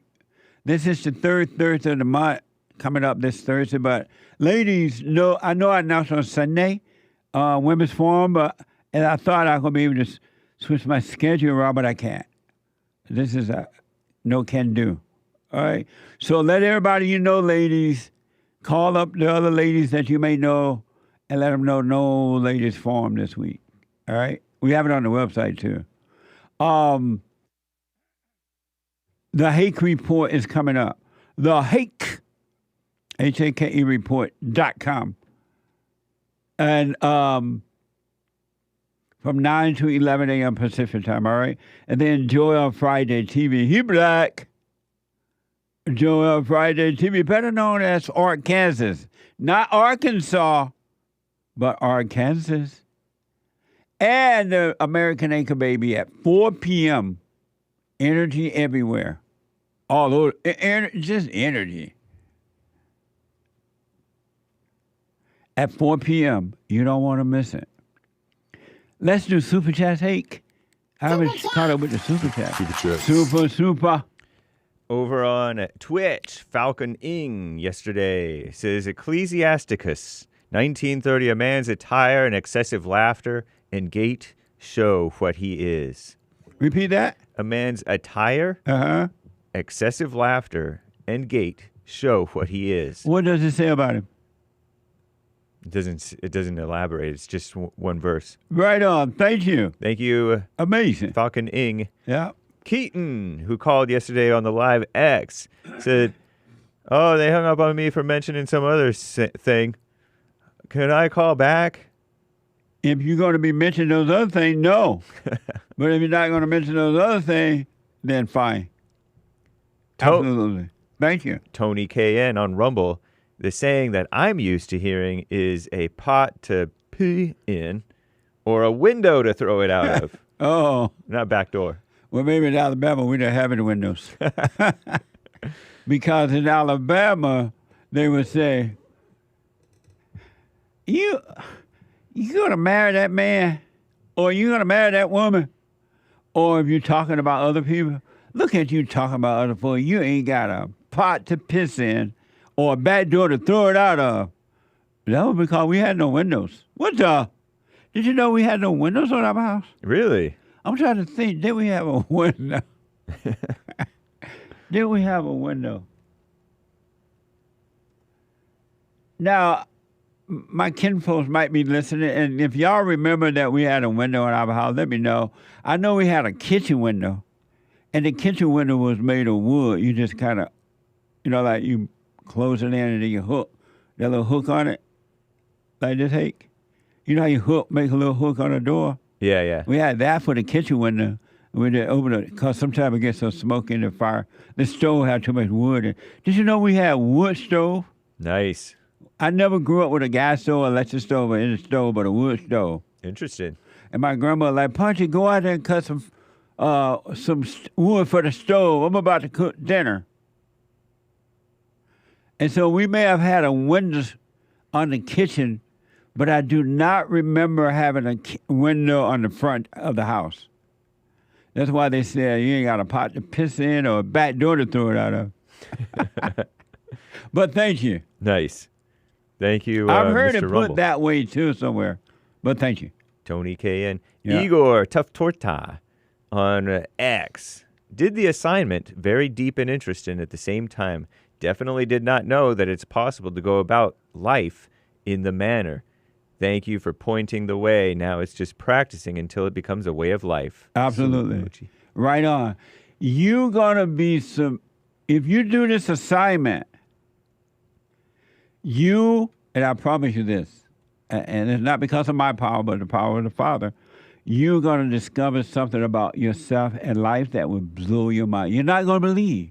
You're going to be like, what the? Amazing. Thank you.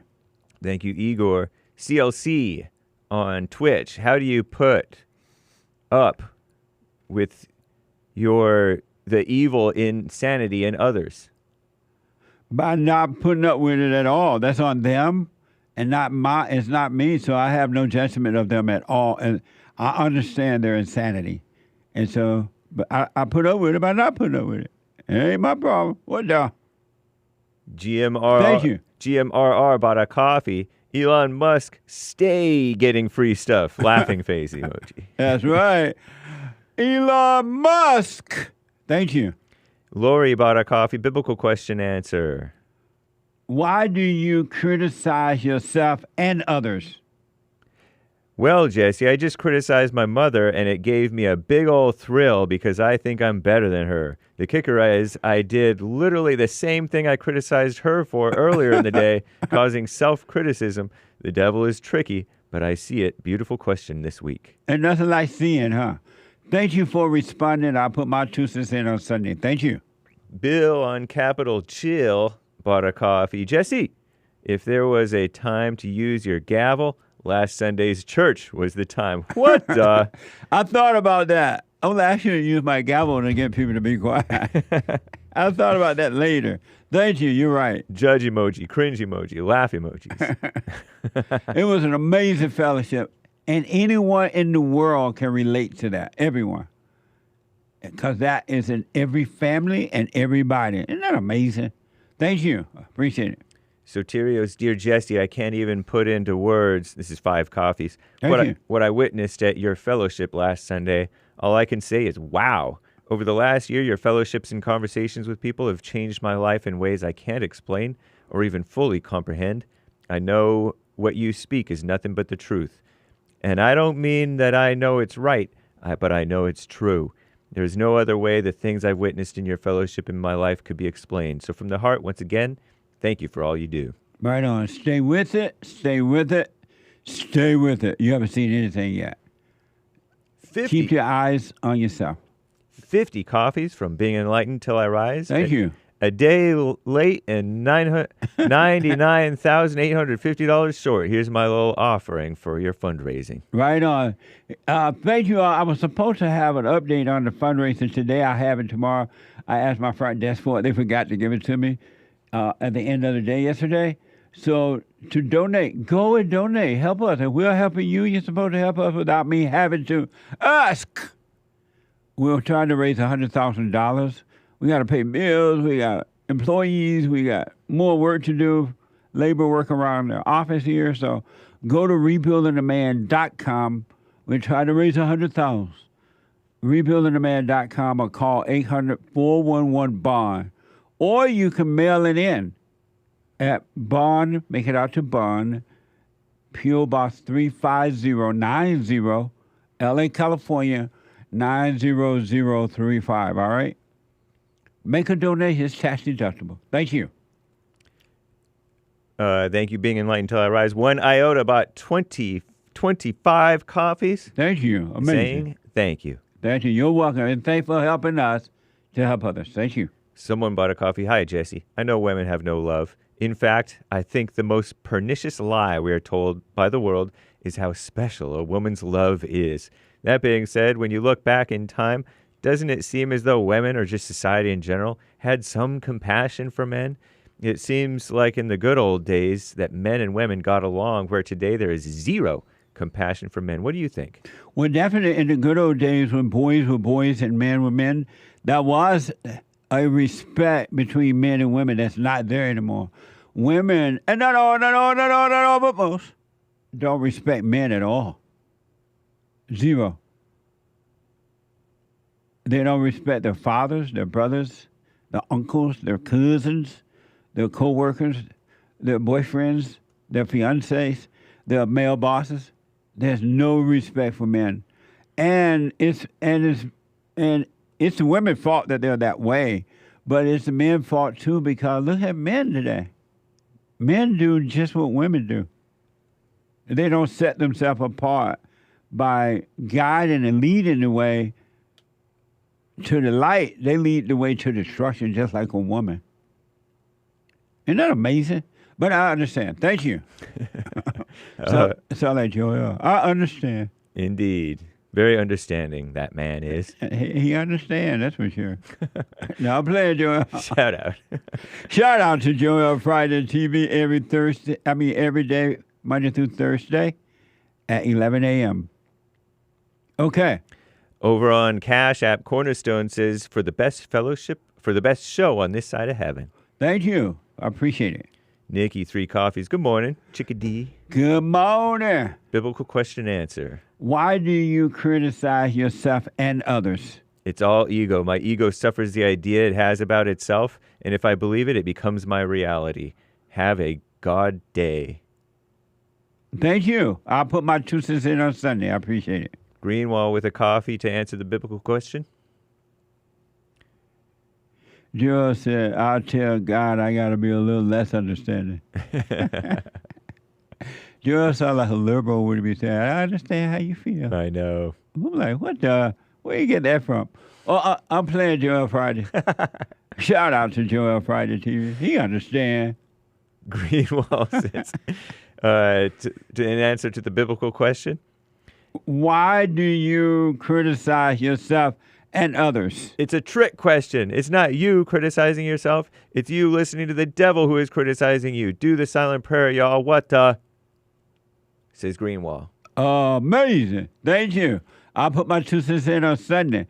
So Joel really said, I'll tell God y'all call him liberal for understanding. What the? That's what God tells me every time I pray and complain. That's He's right. Like, I understand. Like, I understand, baby. Bill West with a diamond. Thank you. You can't build prosperity on vast oceans of debt. That's right. Good point. Yep. Soul Conscious, Thank you. 3 coffees. Jesse, Barack Obama pointing his fingers like mamas. LOL. Who does he think he is? God? I know. I cannot. I do believe it. But I find it so amazing that Barack Obama went into a room of black people, it appears to be most black, and told the black men they're no good because they won't vote for mama. Y'all voted for me, and y'all brothers, you guys, what's wrong with you? You're not voting for this stupid, he ain't that stupid, Kamala Harris. A black woman.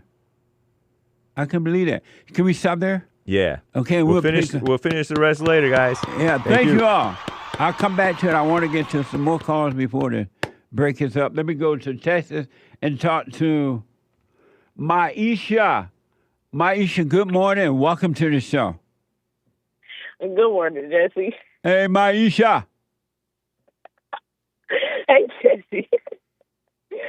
I was just calling back from the other day to...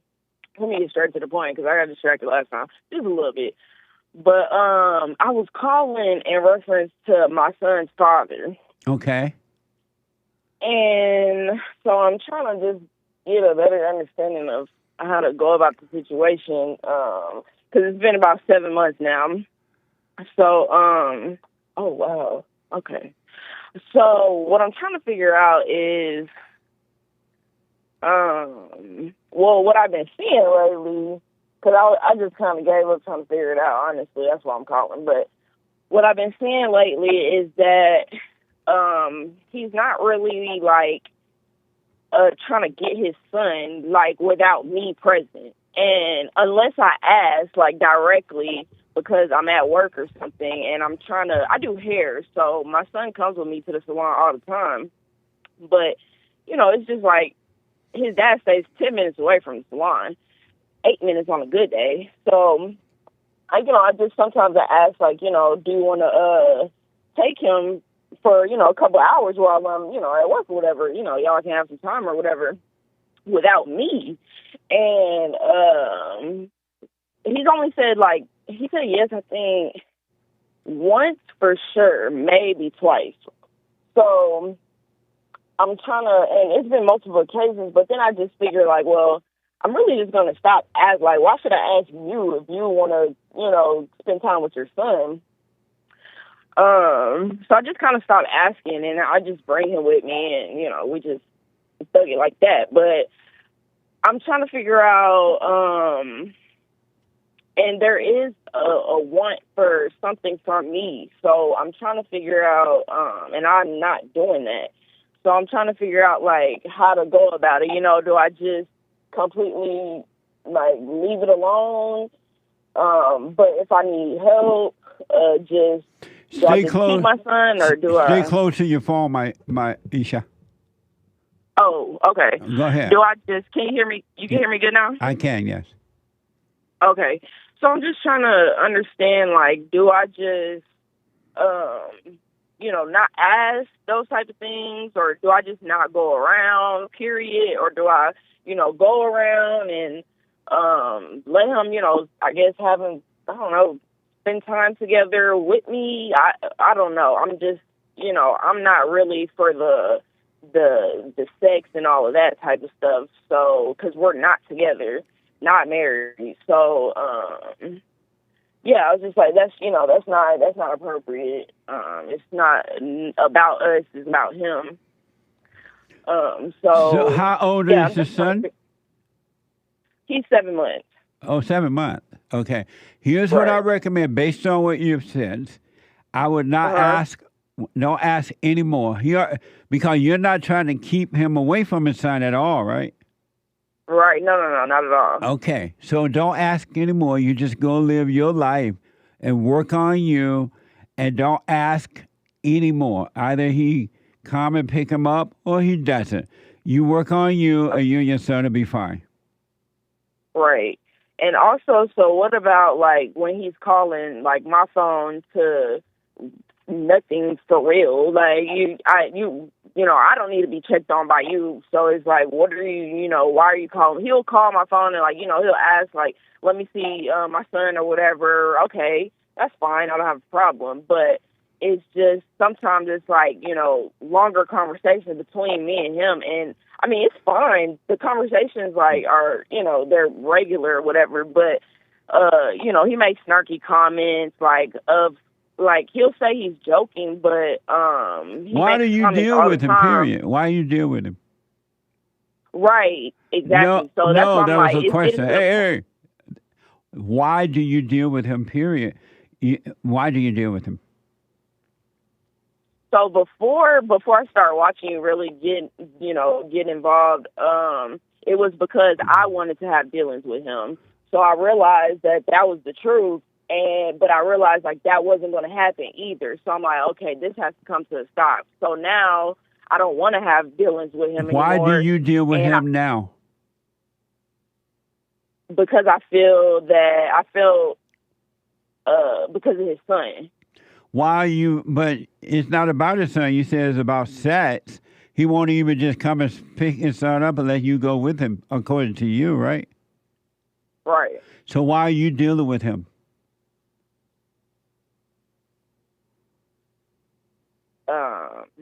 I just know I shouldn't be. I'm not sure how to answer the question, but You don't know why you're there's no dealing with reason him? I guess because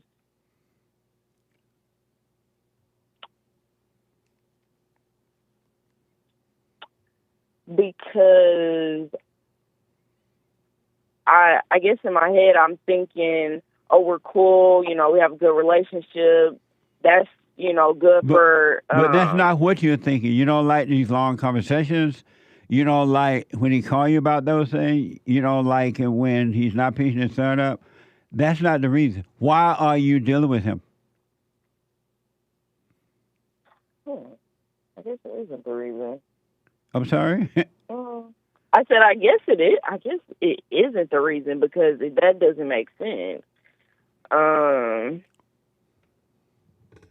think part of me likes something about him or something. I think part of me likes the fact of having someone to talk to and to kind of hang with sometimes.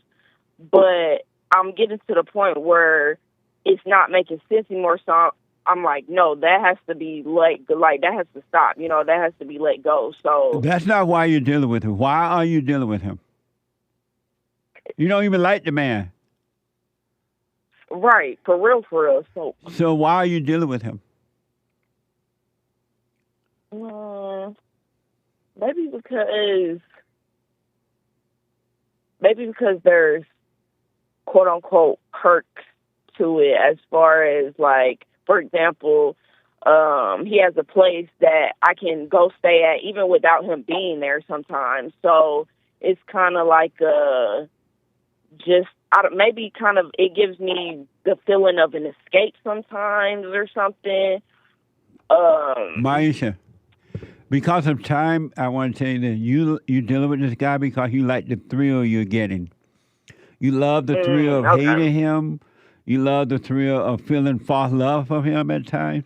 You love the thrill of blaming him because he won't come and get his son unless you're with him.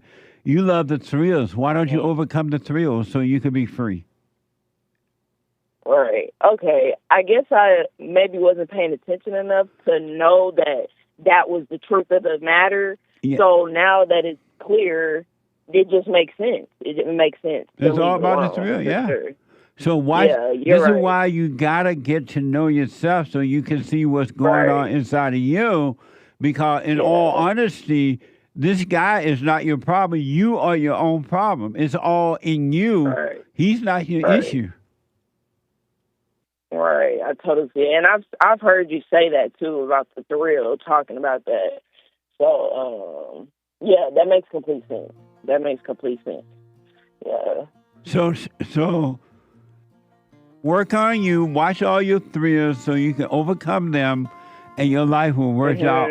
Everything will be fine. But you got to overcome you. The problems inside of you. Right. Okay. Perfect. That makes perfect sense. All right. Let me know how it goes. Okay, thank you. You're welcome. Okay, I will. All right. All right. Bye. Bye-bye. 888-775-3773. One more hour to go. The hate news right now. I'll be back in a moment, straight to the calls, right after this break. The hate news, not the fake news. The guy with the good hair. Back in a moment.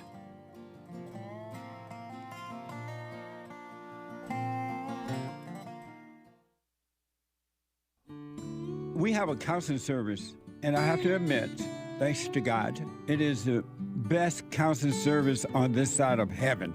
I counsel with men and women, families, individuals around the world. Most people are unhappy, they're miserable, they have rough lives, they're depressed, suicidal, young and old, of all races. I understand, I know why, and I do understand it. Because exactly what's happening in me is happening with everybody outside of me, inside of them. And I've noticed that with those who really, really, really want to understand, they overcome it just like that, out of one counseling session. If you need counseling, you can go to rebuildingaman.com or call 800-411-2663. 800-411-BOND. Best counseling service on this side of heaven.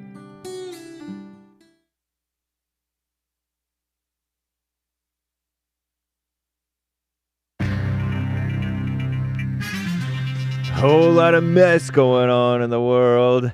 Good thing for conservatives. They're gonna force the illegals to pay tuition in their public schools. No more free education. But the school districts don't want to do that. They want the money for more heads, even if they're illegal heads. This is the end of hour 2 of the Jesse Lee Peterson Show, Country and Western Tuesday, October 15th, 2024 AD, or AD 2024, the year of our Lord. The lines are full, guys. JLP will be right back to your calls and more great stories. The last hour of the JLP Show coming right up. But first, fake news, not fake news. Commie Nonsense Network, CNN, the commies say that Medicare Advantage enrollees are encouraged to review their plans during open enrollment beginning today and running through December 7th. Health experts say insurers are making a flurry of changes that could leave some senior citizens, meaning old folks, older, hunting for new policies, paying out more out of pocket, and getting skimpier supplemental benefits. For example, more than 16 million enrollees this year in plans with no deductible for any drug. But in 2025, more than 45% of these members will be subject to a deductible, at least for some drugs, particularly brand name or specialty medications, if they stay in the same plan. Some insurers are cutting back on allowances for dental, hearing, and vision benefits, too. Anyway, Israeli hostages, the parents of Hirsch Goldberg-Polin, Hirsch, an Israeli-American murdered by Hamas militants, allegedly in Gaza back in August, described the crushing blow of losing their son, and they say they fear that other families will receive the same devastating news, their words, unless the so-called world leaders take urgent action to secure the release of remaining hostages. In the interview, Commie Nonsense Network, both parents were wearing stickers 374 written on them to mark the number of days that have passed since the hostages were taken by Gaza to Gaza by Hamas. What a mess. The Israeli military has escalated their offensive against the militant group Hamas in the region, in the enclave. They've ordered civilians to leave and blocked all food from entering northern Gaza. The UN, the evil UN, has warned that Israel is effectively sealing off the area and may be carrying out a large-scale forced transfer of civilians, which they said would amount to a war crime. Dun, dun, dun. And La Niña, weak La Niña, very weak, not strong, is expected to develop ahead of winter and affect temperatures, though. Precipitation and snow across the United States. La Niña is a natural climate pattern that influences global weather, marked by cooler than average ocean temperatures, as opposed to El Nino, which was, I guess, warmer, right? In the equatorial Pacific equator area. If this year's La Niña ends up rather weak, winter is expected to be warmer than normal across the almost entire southern half of the United States and much of the east. This could mean some winter storms in parts of the east end up wetter rather than snowier. It's a complete flip from winter 2023, which favored a wetter south and a drier north. Last winter's pattern was the warmest on record for the lower 48 states because it was dominated by La Niña's counterpart El Nino in a world also warming due to fossil fuel pollution, if you believe the commies, which I do for the sake of the channel. Very nice. Early voting beginning in Georgia today. What a mess. Georgia and North Carolina, too, by the way. Two critical battleground states for the 2024 election. And meanwhile, Commie Nonsense and Kamala want to still have a debate like late October? Ridiculous. In Georgia, voters can head to the ballot box beginning today. In North Carolina, early in-person voting begins Thursday. Anyway. U.S. law entitles immigrant children, meaning illegal, alien, they're not immigrants, they're illegals, children to a so-called education, brainwash them against America, in America. Some conservatives say that could change. Oklahoma, Texas, Tennessee, questioning this 1982 Supreme Court decision that said illegals get free education, supposedly. I'm James Hake, now back to JLP, Hour 3.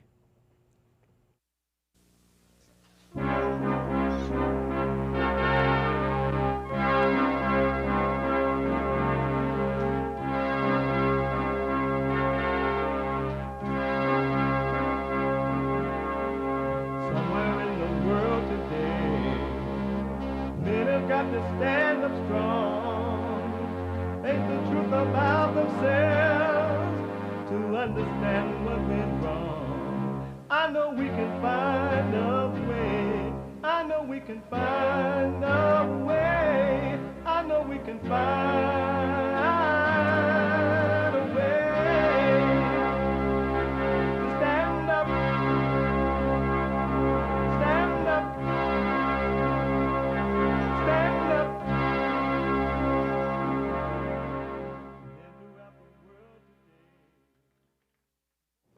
Uniting the races with truth instead of dividing them with lies. We're also rebuilding the family by rebuilding the man. My voice is leaving.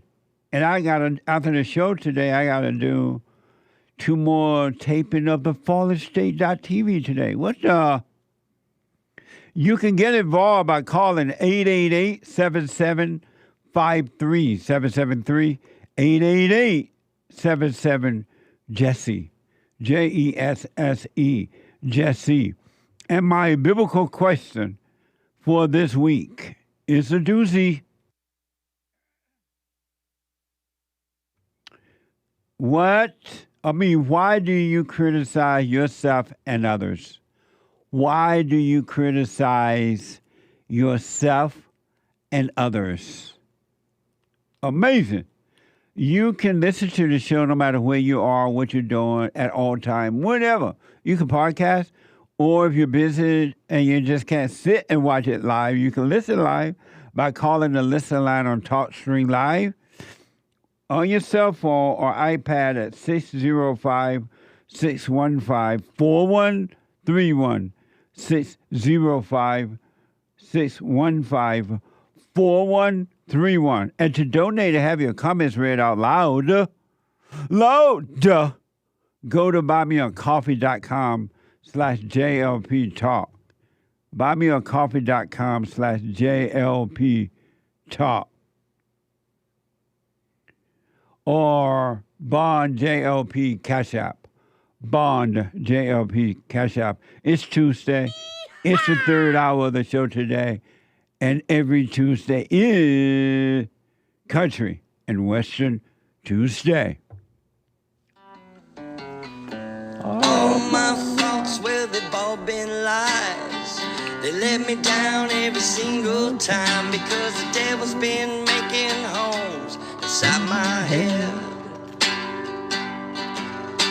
The good, the bad, the glad, the sad. If I could let them all go and give them to God, well, maybe he'd take this anger from my soul.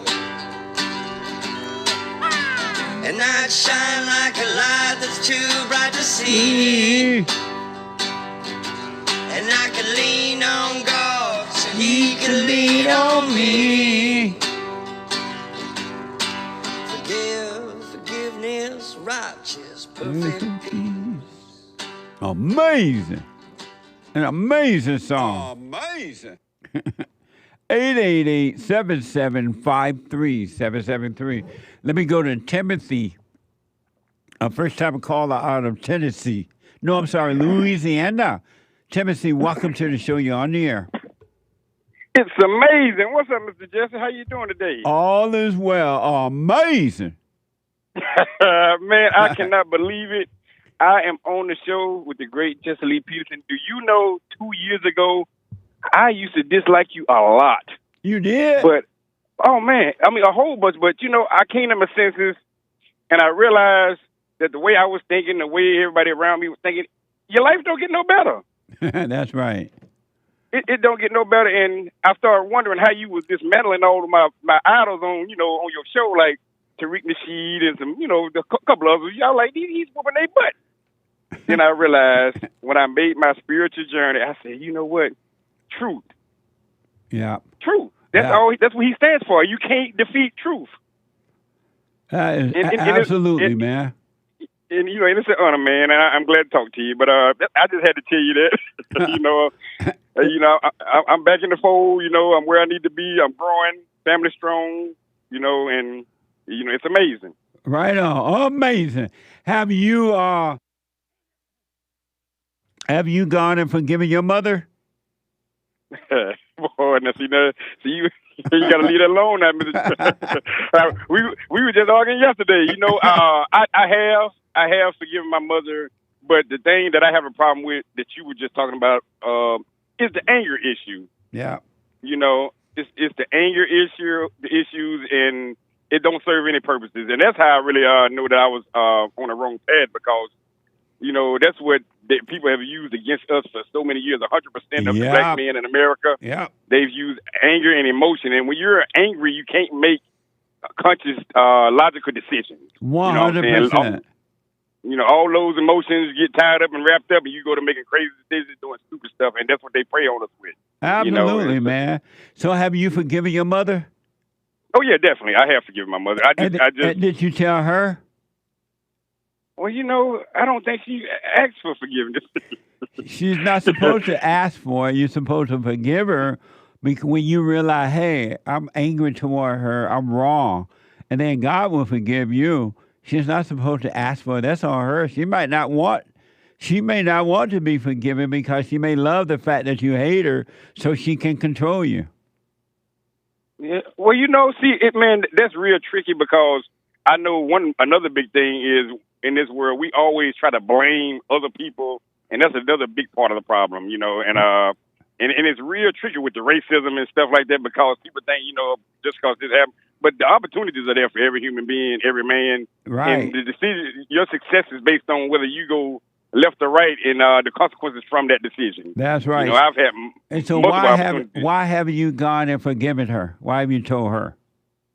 Well, I never thought about it like that, but after I get off this phone, I suspect I'll be giving her a phone call. And what do you think will happen when you go to her and say, look, I've been resenting you. I realize now you can help yourself, and I'm sorry for resenting you. What do you think will happen? Well, the only thing that can happen when a person gives a aura of good spirit, and good nature, and goodwill is you get good results. So it might not always be good results, but at least I'm moving in the right direction. Absolutely. If you forgive her, you're gonna get good results. God will forgive you, but however she acts, that's on her. It has nothing to do with you. Yeah, you are absolutely correct. And so I appreciate that. And another thing I think that I was having a problem with, because once I got my mind on that mindset of truth, and you become judgmental when you first hit that stage, because you try to give everybody like, this is the way you're supposed to do it. You got to do it this way, and you're hurting because of this, and and sometimes you get emotional, and get tied up with the anger, and and you can actually do people a disservice. That's right. Yeah. So that balance, I said, old Jesse Lee Peterson been sitting here the whole time with a wealth of knowledge, and he just so calmly debates people and just let them get angry and throw the mic down on the ground and all that stuff. And but he right, because he got God's word behind him. Amazing. And so, have you forgiven your father for not protecting you from your mother? Well, I ain't never thought about that either. But I will. Man, hold on, man. See, you know what? You got a crystal ball. I ain't meaning to say that in a bad way, because I know that's spirit. What you got, spiritism. But I guess you're going off the society. What society has created in the family home, and I guess 80 to 90% of the cases, and it's prevalent everywhere. And I have to look into that too. I have a good relationship with both my mother and my father. A wonderful relationship. And why do you think you have a good relationship with them? Well, because we're on everyday speaking terms and stuff like that. But if you had a good relationship with them, wouldn't you have gone and forgiven them? Well, see, I don't think I've ever been in the point to where, when you say forgive, I mean, so I have issues about the dynamic of the family. Sometimes the way it's structured in the home, when it comes to black and white, and the women kind of wanting to be to take charge and stuff like that. You know what I'm saying? And eventually, once men get older, they're kind of just, okay, well, you got it. You know, and things don't work like that. Right. You know, it's just that's not the way God intended. And but at the same time, and so if you had a good relationship with them, would have gone and forgiven them for knowing that they did their best, but they still messed up? Wouldn't you have gone already and forgiven them if you had a good relationship? Yeah, you're absolutely right. And I think that is a gesture that's needed. You know, definitely, man. You know, and that probably would be the solve all. And is that why you recommending that to me? Because that will start fixing everything. It will fix your life. It will cause you to overcome anger. God would take that spirit of anger away from you. Okay. All right. Well, I just when I heard the other gentleman talking about what you were saying about judging people, like that's definitely something I was missing. Yeah. You know what I'm saying? Yeah. And that's just huge. You know, it seems simple. You know, and I wish more of the world knew. You know, the people that we're listening to, man, the black misleaders, they are destroying and decimating us as a people. Yes. And I don't know if they know it. I don't know if all of them are doing it intentionally, which I don't think so. But I know some are doing it intentionally because they know the power of negative and positive, and you know the way they influence our minds. But they're not doing us a disservice by revisiting slavery and this and all that mess over and over again. That's right. You know, it don't. You know, because that gives a negative emotion. You know, like I tell people when I watch that movie Rosewood, you know, that movie wasn't good for your mind and your eyes. You left out of there feeling bad. That's so right. Wrong. They make money off you by controlling you. They keep you angry, and they use you for personal gain. One last quick question, Timothy, and then I got to run. Does your wife obey you? Man, this is funny because my wife listening on the other line. My wife is the most submissive woman, and I've been with her for 20 years, and she put up with me all the way 15 years later till I started getting it right and realized I was wrong the whole time. And so does she obey you? Oh, yes, definitely. Nice. Well, go and forgive your mother and your father. Tell your wife to forgive her mother and her father. And I'm telling you, and you and your wife will be married until death do you part. But you both got to forgive your parents. Yes, and she's been helping me with that. My wife has definitely been on me, trying to get me to be a man. I mean, because I'm telling you, this world don't produce men no more. Right. And that's why what you got going on, my rebuilding the man, that is serious because we need it. And so don't argue with your mother anymore. Stop arguing with her. Thank you, Mr. Jesse. Thank you. I won't. All right, Timothy, thank you. Let me know how it goes, all right? Yes, I'm calling back. All right, buddy. Amazing. Right, bye now. Amazing. Amazing. Let me go to Canada and talk to... No, Canada. Ari, what is it?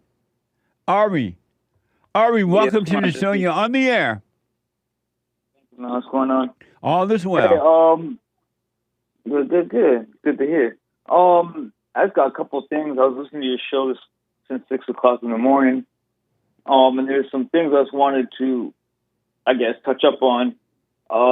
First of all, earlier in the show, when you got one caller to speak to another caller randomly like that, between the dude from California and what's her face, that lady who just went off about Trump and how she said she don't have no, never mind how Obama went there and started pointing fingers and started. Oh, you mean Mays? Yeah, her head's a Mays, dude. Mays and William from California.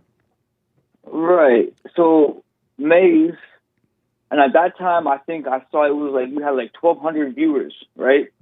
Now, so for those 1,200 viewers, like that type of female mentality, like that people do this show is. What do you think about? It's a major reason. What do you think about? Major reason why it's supposed to stay. What do you think about what Barack Obama said to the blacks?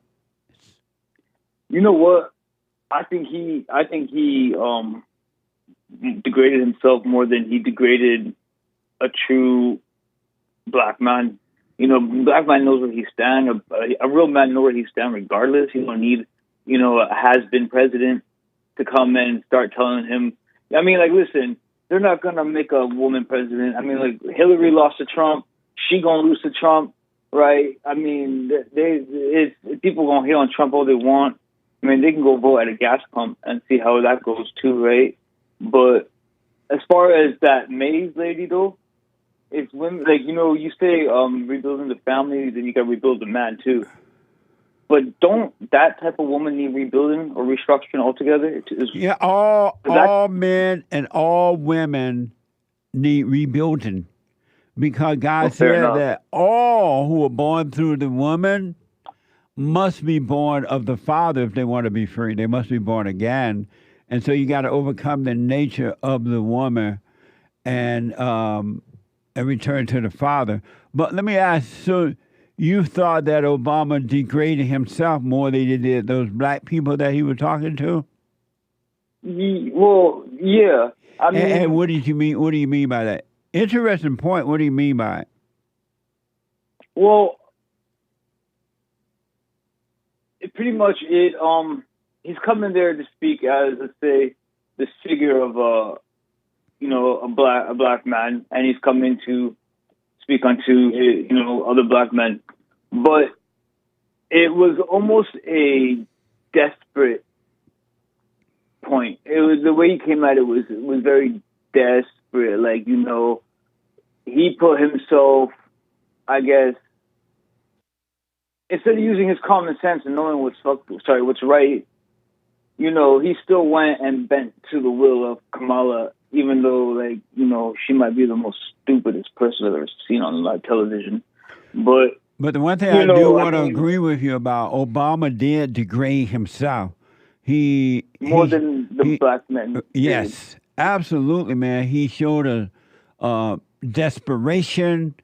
He showed his weaknesses, that he tried to control these people to make them do what he wanted them to do for his own personal ego gain. He showed the wickedness of his heart. So you're absolutely right. He hurt himself more than he did them. But do you think he's hurting himself, or do you think, let's put it this way.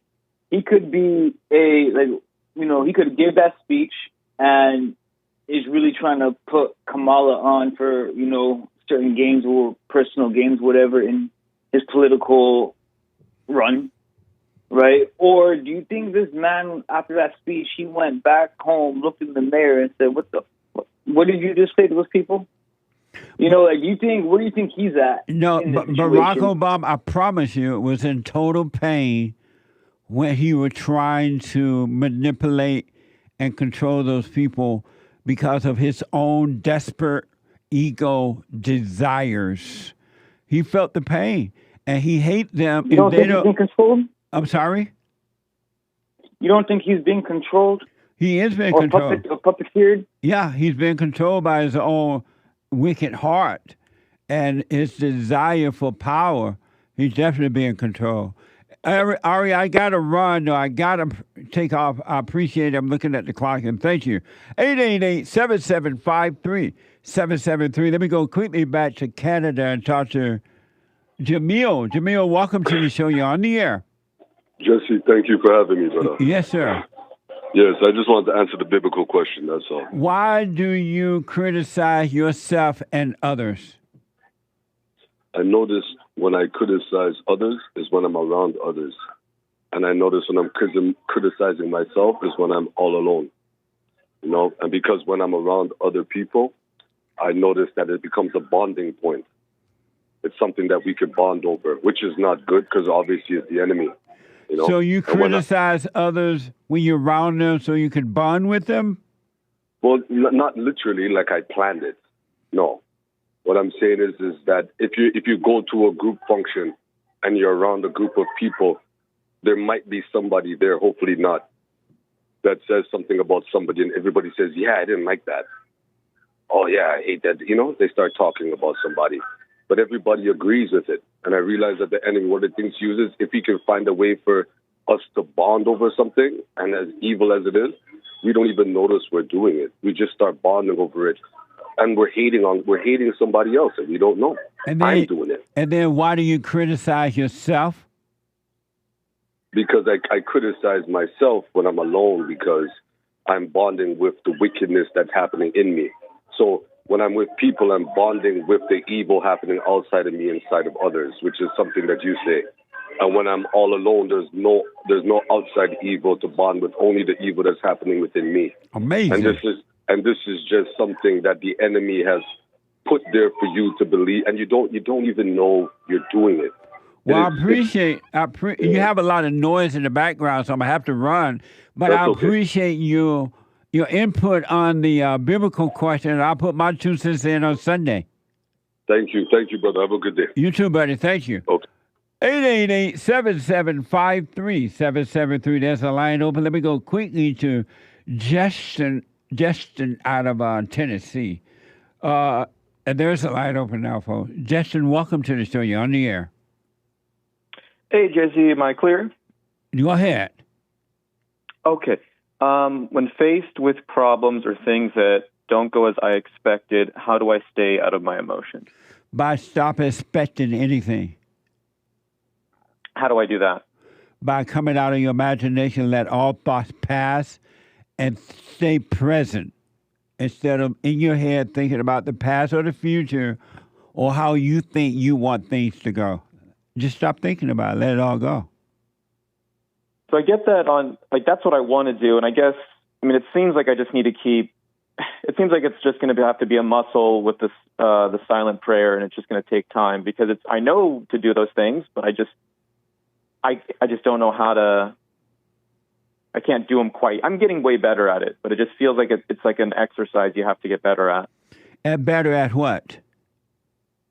Getting out of your mind and imagination. Like if you tell me right now, Jesse, get out of my mind. It's like I understand that, but I can't fully do it all the time. Like certain scenarios, I can do it now, but if why can't you do it? Why can't you do it? I don't know. I think I just have, years and decades of compulsive behavior, and I'm not aware all the time. I'm getting better at being aware. I think it's the lack of awareness in my present. And what the primary reason you won't do it because you're so identified with your thought. You think that what you think and feel is you, but it's not. And so you're afraid not to even you are afraid not to trust the thought. You gotta just don't trust them and see what happens. And stay present instead of in the past or the future, which doesn't exist. So you gotta practice staying aware, staying present, rather than being lost in your imagination. Yeah, I think I just need to keep exercising in that area and it'll get better. Are you doing the silent prayer every morning and night? So far, once a day. And why are you committed to being present? Why am I not? Yes. Why am I not doing? I think I was going to do it last night and I forgot about it. And then I was laying down. I was like, I'm too comfy. I didn't want to get up again and do it. Amazing. But I did it this morning, but And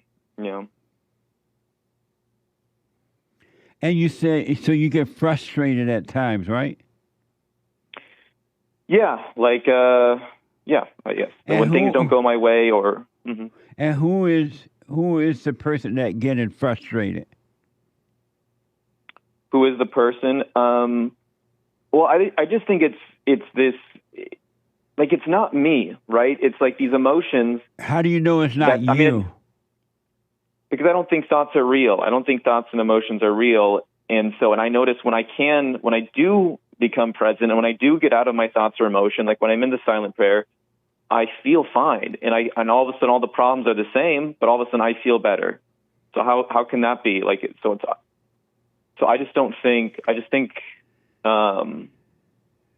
think the thoughts and emotions are real. But they're because I'm identifying with them. You're right. So why do you keep believing in them and then call yourself frustration? There's no you to get frustrated. Those are illusion. Those are thoughts. Why do you keep calling them you by saying, I am frustrated? That's a good point. I should No, stop using that language. That was a question. Why do I do that? I guess I hadn't thought about. So why do I? Yeah, I guess I hadn't thought about it in that sense. It isn't. I guess I am not getting frustrated. It is the emotions and thoughts that aren't real. And you can't have the emotion unless you have the thoughts. You can only have emotion with thoughts. So if you start catching the thoughts, the emotion would disappear. You wouldn't have the emotions. Okay. So, I know you probably have to go, but if there's something, let's say I can see something, a problem about heading my way, I guess I just need to, I need to get out of my thoughts, my head. I'll do that. I'll get better at that. If you can think of an example, can you give me an example of a problem heading your way?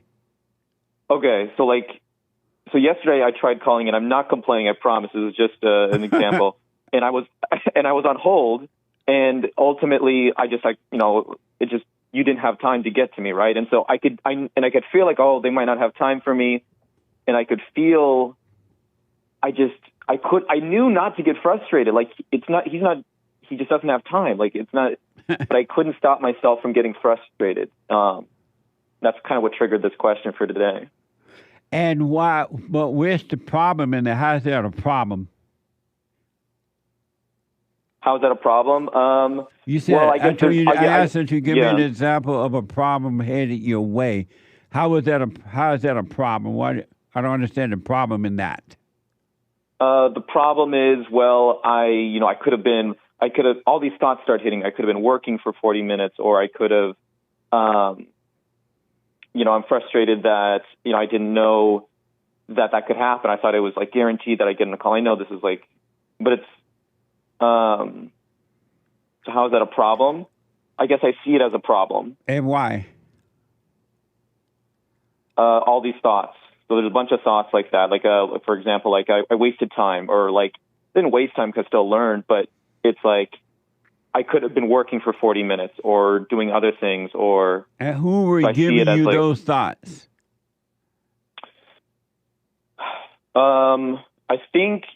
I don't know. I think your answer would be the devil.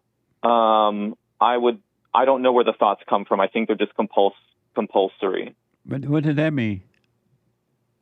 They're happening without my conscious effort or intention. So it's just. But that's not compulsory. You're unconscious and you're just not seeing them. Those are spirits. Those are evil spirits speaking through you by way of your imagination. Okay. And you have no control over them at all. There's nothing you can do about them, man, but see them and just see them and don't give them a name. Don't call them you, and you'll be fine. So so these thoughts are coming, and then I am identifying with them, yes. Which is and then that's, okay. Because once you identify with them, you're going to get the feelings. Now you're going to overreact, and you give life to evil. Mm-hmm. So I need to become aware of the thoughts and then just not identify with them and make that a practice. And if you're aware of them, I promise you won't identify with them, because the awareness, which is the light of God, the Spirit of the Father, would not allow you to identify with them, because you're now identifying with the light. All right.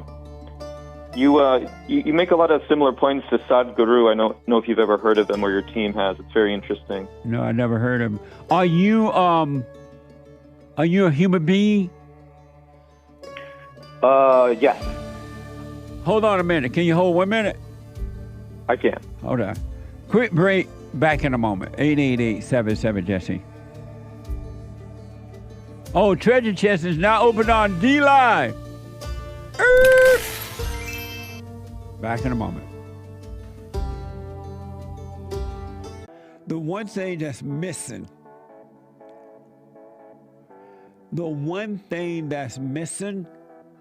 and I think because it's not taught in the homes or talked about, we don't have examples of it, right, is love.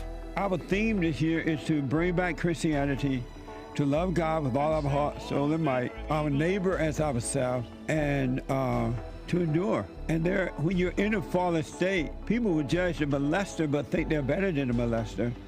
And I ask, well, why do you think you're better? When I realized it doesn't matter what you think about yourself or how much you have or don't have or how you accomplish things in life or don't. If you have no love, you have nothing.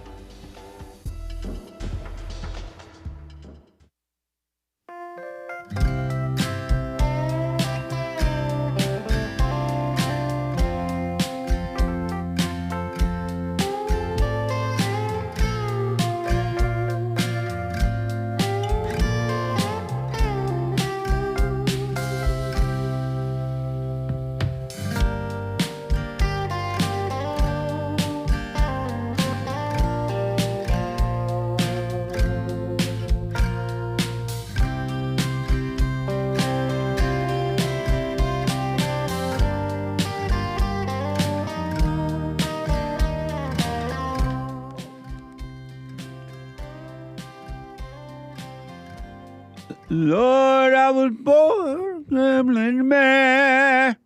Welcome back. 888-7753-773. 888-77-JESSE. One line open there. Quickly, the Hake Report coming up at the top of this hour. TheHakeReport.com. He always talks about the shirts he has on. He has on an amazing shirt today. You'll see.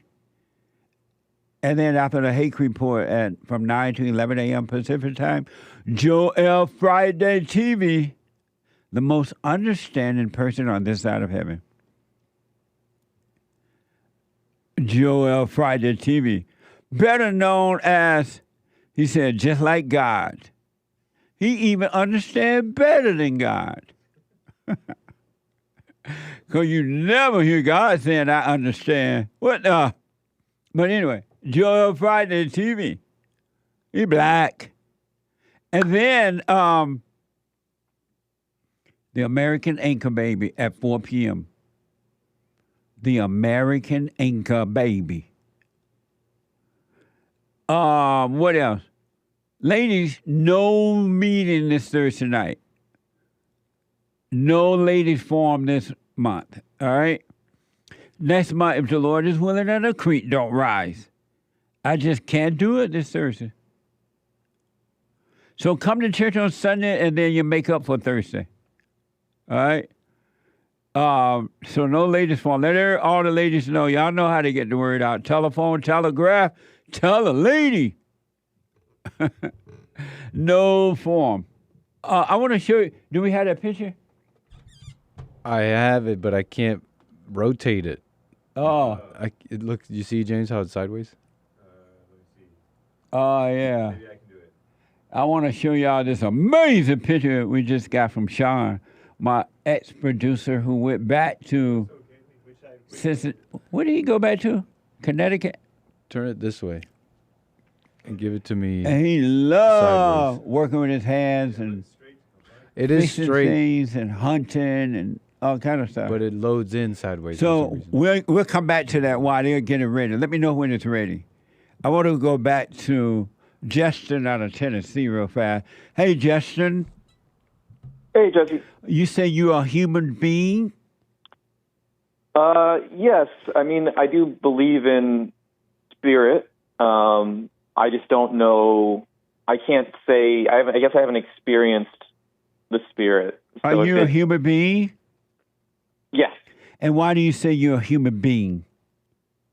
'Cause I got the body of a human being.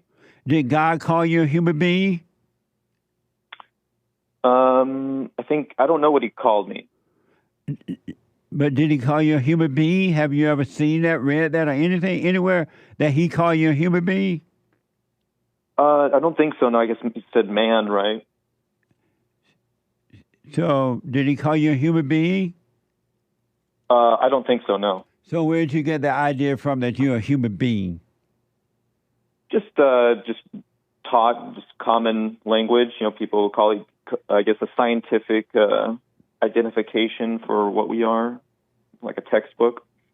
In the same way that you believe that there is a Justin? Is there a Justin? I guess is there a Justin? I guess I don't know what I am. Right. If I'm being honest. I don't know what I am. There you go. All human beings don't know who they are, what they are. And that's what you got to find out when you get to know yourself, by paying attention to what's happening within you. So I'm saying all that to say that, and then I got to run, Justin, you should do what you want, of course, but I recommend that you start to stay present. All you need to really do is practice staying present, and all the answers will be given to you. Going back to your previous, real quick, it sounds like problems aren't real either, right? They're just no such thing as a real. Right. No such thing as a problem. Okay. Got it. Thank you, Jesse. You're welcome, buddy. Call me again. Will do. All right. Is it ready? I want to show you guys this amazing picture of my producer he just sent us. It's that time of year again. It's got like war paint on. What the? He has a war paint and deer hunting clothes, so he can blend in with the leaves and the bushes and the trees so he can kill deers. Oh, my dear. That's an amazing picture. In the big photo, I could see he has a bow. Oh, no, it's there. You can see it. It's on the deer. Looks like he did that with a bow. Oh, my dear. With a compound bow or something. He used a bow and arrow to kill the deer? Yeah, modern compound bow. Can you see make the picture, entry wound, can you make the picture wound. wider or bigger or something? No, I cannot. You can zoom in? Nope. Maybe I can make a new We'll show a better one tomorrow. That way we can see how to make it larger. Nice, Sean. Sean loved working with his hand, fixing things. That's why he went back. He wanted to go hunting. Congratulations, Sean. What the? Oh, I wish I was a Dixie, away, away, away from Pearl Yoden, away, away. Sean enjoying life. Let me go to Lucy. LUCCI, a first-time caller out of Texas. LUCCI, welcome to the show. You're on the air.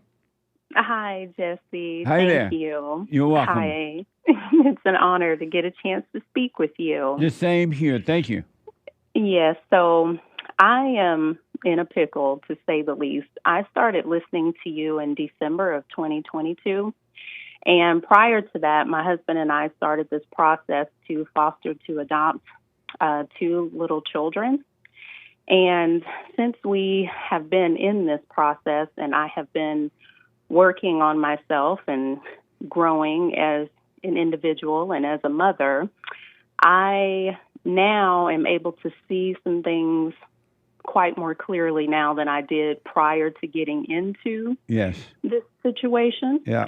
And I have listened to some of the comments that you have for other callers who ask you about your, recommendation on adopting children and how you say, you wouldn't recommend it at this time because of just how times are. Yeah. I have seen a lot of these things over the last couple of years that kind of leans to what you're saying. Like, I see why you don't recommend it.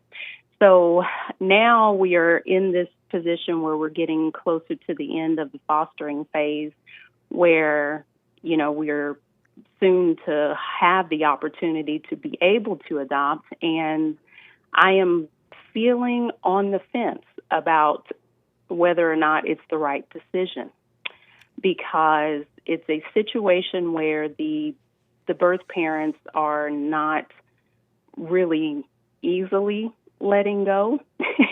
And it has been a strain or a struggle, I guess, to kind of even be in this fostering phase, feeling like we're almost co-parenting with them. And even though their rights are going to be severed from the children, I'm just really not sure if this is something that I know how to navigate moving forward, in the sense of being in the same geographical area that they're located in, having to run into them periodically, and then one of the children being old enough to be aware of what has transpired and still to have, the wherewithal to wonder, about the birth parents and how that is going to look. So I think what my question to you is how would you recommend, other than, of course, doing the silent prayer and just staying present and watching this situation day to day, how would you recommend that I go about making sure that I make the right choice, that my husband and I, make the right choice? What does your husband say about it? He kind of feels the same way that I do. We talk about it often. He is on the same page. He has also been of the mindset that he thinks we might need to just kind of let the situation go. He feels that we have, done the best that we could with the situation that has been given to us. And at the end of the day, it's not our fault if we're not in a position to continue to move forward. How old are they? They are now 2 and 5. So why are you and your husband trying to make something happen that should not be? Exactly. That's was the question. Yeah, I think it should not be. And I think the reason why, to answer your question, the reason why we've been trying to make it happen is because we have kind of, it's almost like we have woke up in this situation is how it kind of feels. I know that we got into it being more in a savior kind of capacity, and being emotional is how it got started. And I think now that we are in it and we are more aware and we have been working on ourselves, we're like, wait a minute. So if you, and I understand that you got into this situation while you were asleep. You could not see what you were doing. But now that you see, why don't you just drop it, give those kids back to whomever they belong to, and go on with your life? Why is there even any thought about it? You see there's a problem. You see what's going to happen if you keep them. Why not just be glad that you can now see and then drop it, let them go? And I think we are there. I think we are at that point. Well, why even hesitate, though? Why are you hesitating? I want to say it's probably a thing of we've had them all this time, and our family and friends have been around them, and they feel somewhat bonded to them, and then we keep asking ourselves, are we doing the right thing by putting them back just for the sake of us having peace?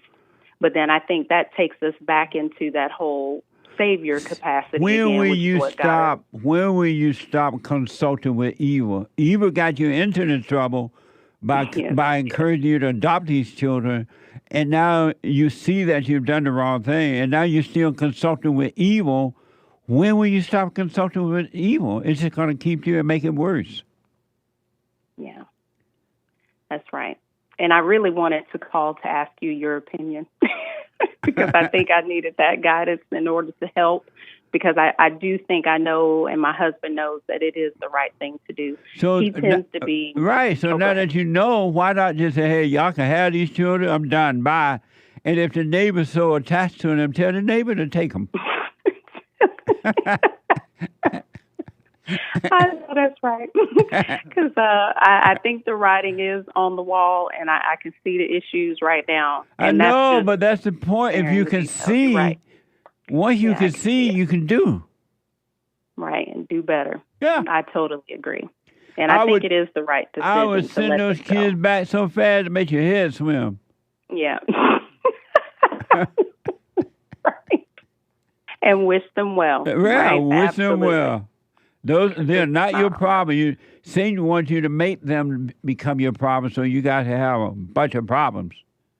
Yeah, and that's exactly what's been happening. It has been a lot of problems, and it has been crazy, and I totally see the blindness that I had getting into this situation in the first place. And it's been now that you can see, now you can see, dump those kids, get them back right now. Yeah, absolutely. And then wish them well. Yeah. them and their parents and whatever else may happen. And you and your husband move on with life. Right. And try to stay clear. Absolutely. That's what I needed, Jesse. I needed that clarity and motivation. You're really the only voice of reason in my life besides the Lord and my husband. So I really wanted to hear what your take was on it. Well, I wish you well with it, all right? Thank you so much, Jesse. I greatly appreciate it, and thank you for all you do. You're welcome. Thank you. Amazing. Let me go to Will. Thy will be done out of Texas. Will, welcome to the show. You're on the air. Well, good afternoon, Jesse. Hey, Will. How you? Well, Jesse, I'm in a tough situation. I mean, I'm somewhat unsure of next steps, so I would like, some advice from you and where to go next. Well, I got my girlfriend pregnant, and it seems as if she is unsure of whether or not she wants to, stay with me. I did propose to her, and she said yes, but she's uncertain about marriage dates and this and that. So I already danced with the devil, and I'm facing the consequences of it, but I want to be involved in my child's life. So I'm curious what steps I can take to try to make the best out of this situation. Did she say that if you guys don't get married, she's gonna not let you see your child? Well, she did not say that, no. And so why are you concerned about being able to see the child then? Well, it seems as if she doesn't want to get married. She's saying that she's still unsure about getting married and unsure about the dates and pretty much every step along the process. But how would that, by marrying her or not marrying her, how is that going to stop you from seeing your child? Well, I don't think it will, but I would prefer to, have a family, get married and, live that life. But why? Well, because I want to be there for my child. Why? Well, because I don't want my child to have to, not have a, family, household where and why? I'm there. And why not? Because I didn't have my father when I was growing up. And I know that can be a bad situation for a child to come But up if you marry this woman, it's going to be another bad situation for your child because you married a woman that don't love you and you don't love her, and you marry her because you think you want a family. The family is not your issue. You can get a family, all you're going to catch is hell. Your issue is that you got to overcome your imagination. You're listening to thoughts, and the devil's telling you, oh, you should have a family. You'll be better than what you didn't have. You can give to your child what you didn't, what wasn't given to you. And you married, all you're going to do is catch hell with this woman. She's going to destroy your child anyway, and then y'all going to divorce, and then she's going to take your child and then take you to court and take your money. And then she won't let you see the child. I see. So why not be glad that she doesn't want to marry you and just say, okay, well, we'll take care of the child. I want to be in my child's life and have a wait and see. Don't create another problem. I married her based on what your thoughts are telling you. Okay. Well, maybe it's a sense of pride or ego, but I feel as a man, it's my responsibility to make sacrifices, even if that means sacrificing myself and going through that hell. But you're not making a sacrifice. You're going to catch hell, and your child going to catch hell. Okay. So if she does not want to marry, then be glad. You should be happy. She's telling you, I don't want to marry you, and I don't know if I did. I don't know where. She's being honest with you. Why aren't you glad to see that?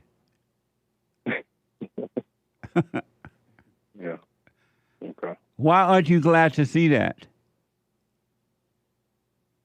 I understand. I mean, like I said, I would, love to have a relationship, but that makes sense. And I'm going to have to give you another call as well, too. And, maybe we can do counseling. I'll talk to her about that. Oh, okay. But be glad to see that she doesn't want to marry you. And come out of your head that you think marriage is the answer. You think you're going to make a better family than what you had. It's all an illusion and not real. Let life happen naturally. If it doesn't happen naturally, don't just live your life and the way will be made for you. Your problem is not a family or not having a family. It's that you're living in your emotions right now. I see. You're listening to the devil. Okay. I just wanted to make sure, that I do what I need to do in that process. But And you've done that. You said, hey, okay, you pregnant. Let's marry. She said, no, I don't want to marry you. You're like, oh, okay. Well, let's make sure we work together with the kid. And don't try to even force that. If that doesn't happen naturally, let it go. All right. Yeah. I appreciate it, Jesse. I mean, it makes a lot of sense, but I guess I couldn't come to that conclusion by myself. Yeah, come out of your head. You see God is with you, and the truth is always with you. But you got to stay out of your imagination, all right? All right. Thank you, Jesse. I wish you well, man. All right. Thank you. I appreciate that, Jesse. I appreciate your time, and thank you for what you do. You're welcome. Take care now. Okay. Super Chat, 888-77-JESSE. Super Chat. Super Chats. Raylene bought a coffee. Mr. Jesse, you say that you have no hate and commit no sin, but then you say hateful things like Maxine Walters is the wicked witch of the West with the low IQ. Is this not hateful and sinful? I don't resent her at all, but I see the hell in her. Amazing. No, I don't. I have no feeling toward her at all. I know it's the hell that's driving her. The wicked witch of the West. Thank you. I appreciate that. Thank you, Raylene. Yeah. California Taco bought a coffee. Obama showed what toxic femininity is, using feelings to manipulate men. Forget about the $20,000 loan and take back your vote. Try $1 million loan. I'm telling you, that was, it was so evil what Obama did. It just wasn't even fun. I saw all the female in him. That was pure evil. You, brothers, this is a black woman. You all voted for me. You got a problem with women, blah, blah, blah, whatever he said. Isn't that amazing? That was evil. Thank you. Nikki, we are blind and don't know it. It's funny how the obvious isn't obvious until it's obvious. LOL. That's right. I love the way you put that. Absolutely. Thank you. Dan bought a coffee. It was the crowd who was angry. Jesus looked on the angry crowd and had compassion and was grieved in his heart. Yes. Jesus looked at me. He was like, what the? And then he cried. No, I'm playing. Amazing. Thank you. He understood. Yeah. Cesar, 14 coffees. I missed church on Sunday, but here is my donation. Thank you. I appreciate it. Stan 69 with a diamond JLP looked like he just finished burying an illegal. I disavow. I'm going looking for gold in them their heels. Cedar, 3 coffees. Why can't blacks understand that if your own personal standards are higher than those of who you perceive as in power, then they have no power over you? My child can understand this concept. My child can understand this concept. May God, and there are some blacks that are starting to wake up. So it is happening slowly but surely. And you're right about that. Thank you. Someone bought a coffee. Hello, sir. I do give through Rebuilding the Man site. Right on. Right on. Thank you. That's where it's tax deductible. Yeah. When I hear you say you need $100,000, it sounds like the church I come from. I know it takes money to function in business. However, it still sounds like the church, folks. Triple exclamation mark. Well, forgive them and then donate. Thank you. All my bone days bought a coffee. Hey, guys. Hake voice. I was in downtown LA yesterday, and it's a mess. Makes a little 90s intro video that you play of yours look like heaven. What the? I know. It is a mess compared to 1990 when we made that video in downtown Skid Row. Amazing. Thank you. Salty MAGA Mad. Can you have wrath without anger? And is there righteous anger? Who is wrath? Wrath is what the Christians say it's wrong to have. It's not wrong to have anger. It's wrong to have wrath, they say. You do the math. Anger is evil. There is never, ever, ever, ever, ever a reason to be angry. There's no reason to be angry ever. Isn't that amazing? Thank you. Thank you, Salty MAGA Matt. Base Nation, very generous donation on Rumble. Thank you. Haitians put a new meaning to doggone burger. Doggone burger. Oh, I'll be doggone if I won't stay all day. And I'll be doggone if I won't give you my pay. But If I ever caught you running around, I'd be doggone. I'll be long gone. Thank you. Someone bought a coffee. Barack is a beta. The Dems are in panic mode. These people should never be in charge of government. Stick with inventing things in music and creativity. Let the Republicans, especially Trump, run things. Amazing. The Great White Hope. Thank you. Lin Yen Chen. Being equals kind. Human, man, king. The being is therefore redundant in the phrase human being because intellect is very redundant, but it means mankind. Human being does. You might be too black for this language, JLP. I might be, but you saw it, but it made sense what you just said. So you may be onto something. Thank you. Amazing. Shout out to the top contributors on D-Live, Stan69, Bill West, Games for Rec, Kid Combo 1, Fatty Wat, Misty, Wolf336, Groovy Monkey, Army Ann. Thank you guys for the lemons, ice cream, and diamonds. Appreciate the support. And thanks, guys. That's all for now. Thank you all. Amazing. I appreciate it. I am so out of time. I got to now go and tape some brand new episodes of the FallenState.tv. What the? Listen, do what you want, but get on that straight and narrow path and stay there. Just stay there.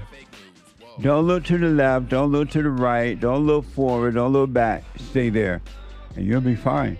Forgive your mothers and your father, every human being, if you want to be free. You got to return to the Father.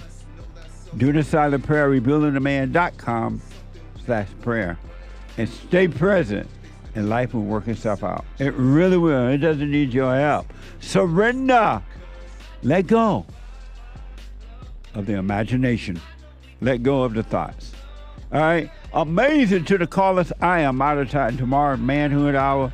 If the Lord is willing, I'll be back on tomorrow. And ladies, no meeting this Thursday. No meetings. Let everybody know. All right? Take care. The Hake Report is coming now, and he's on fire. TheHakeReport.com from 9 to 11. Join on Friday after that at 11, then 4 p.m. The American Anchor, baby. Bye, y'all.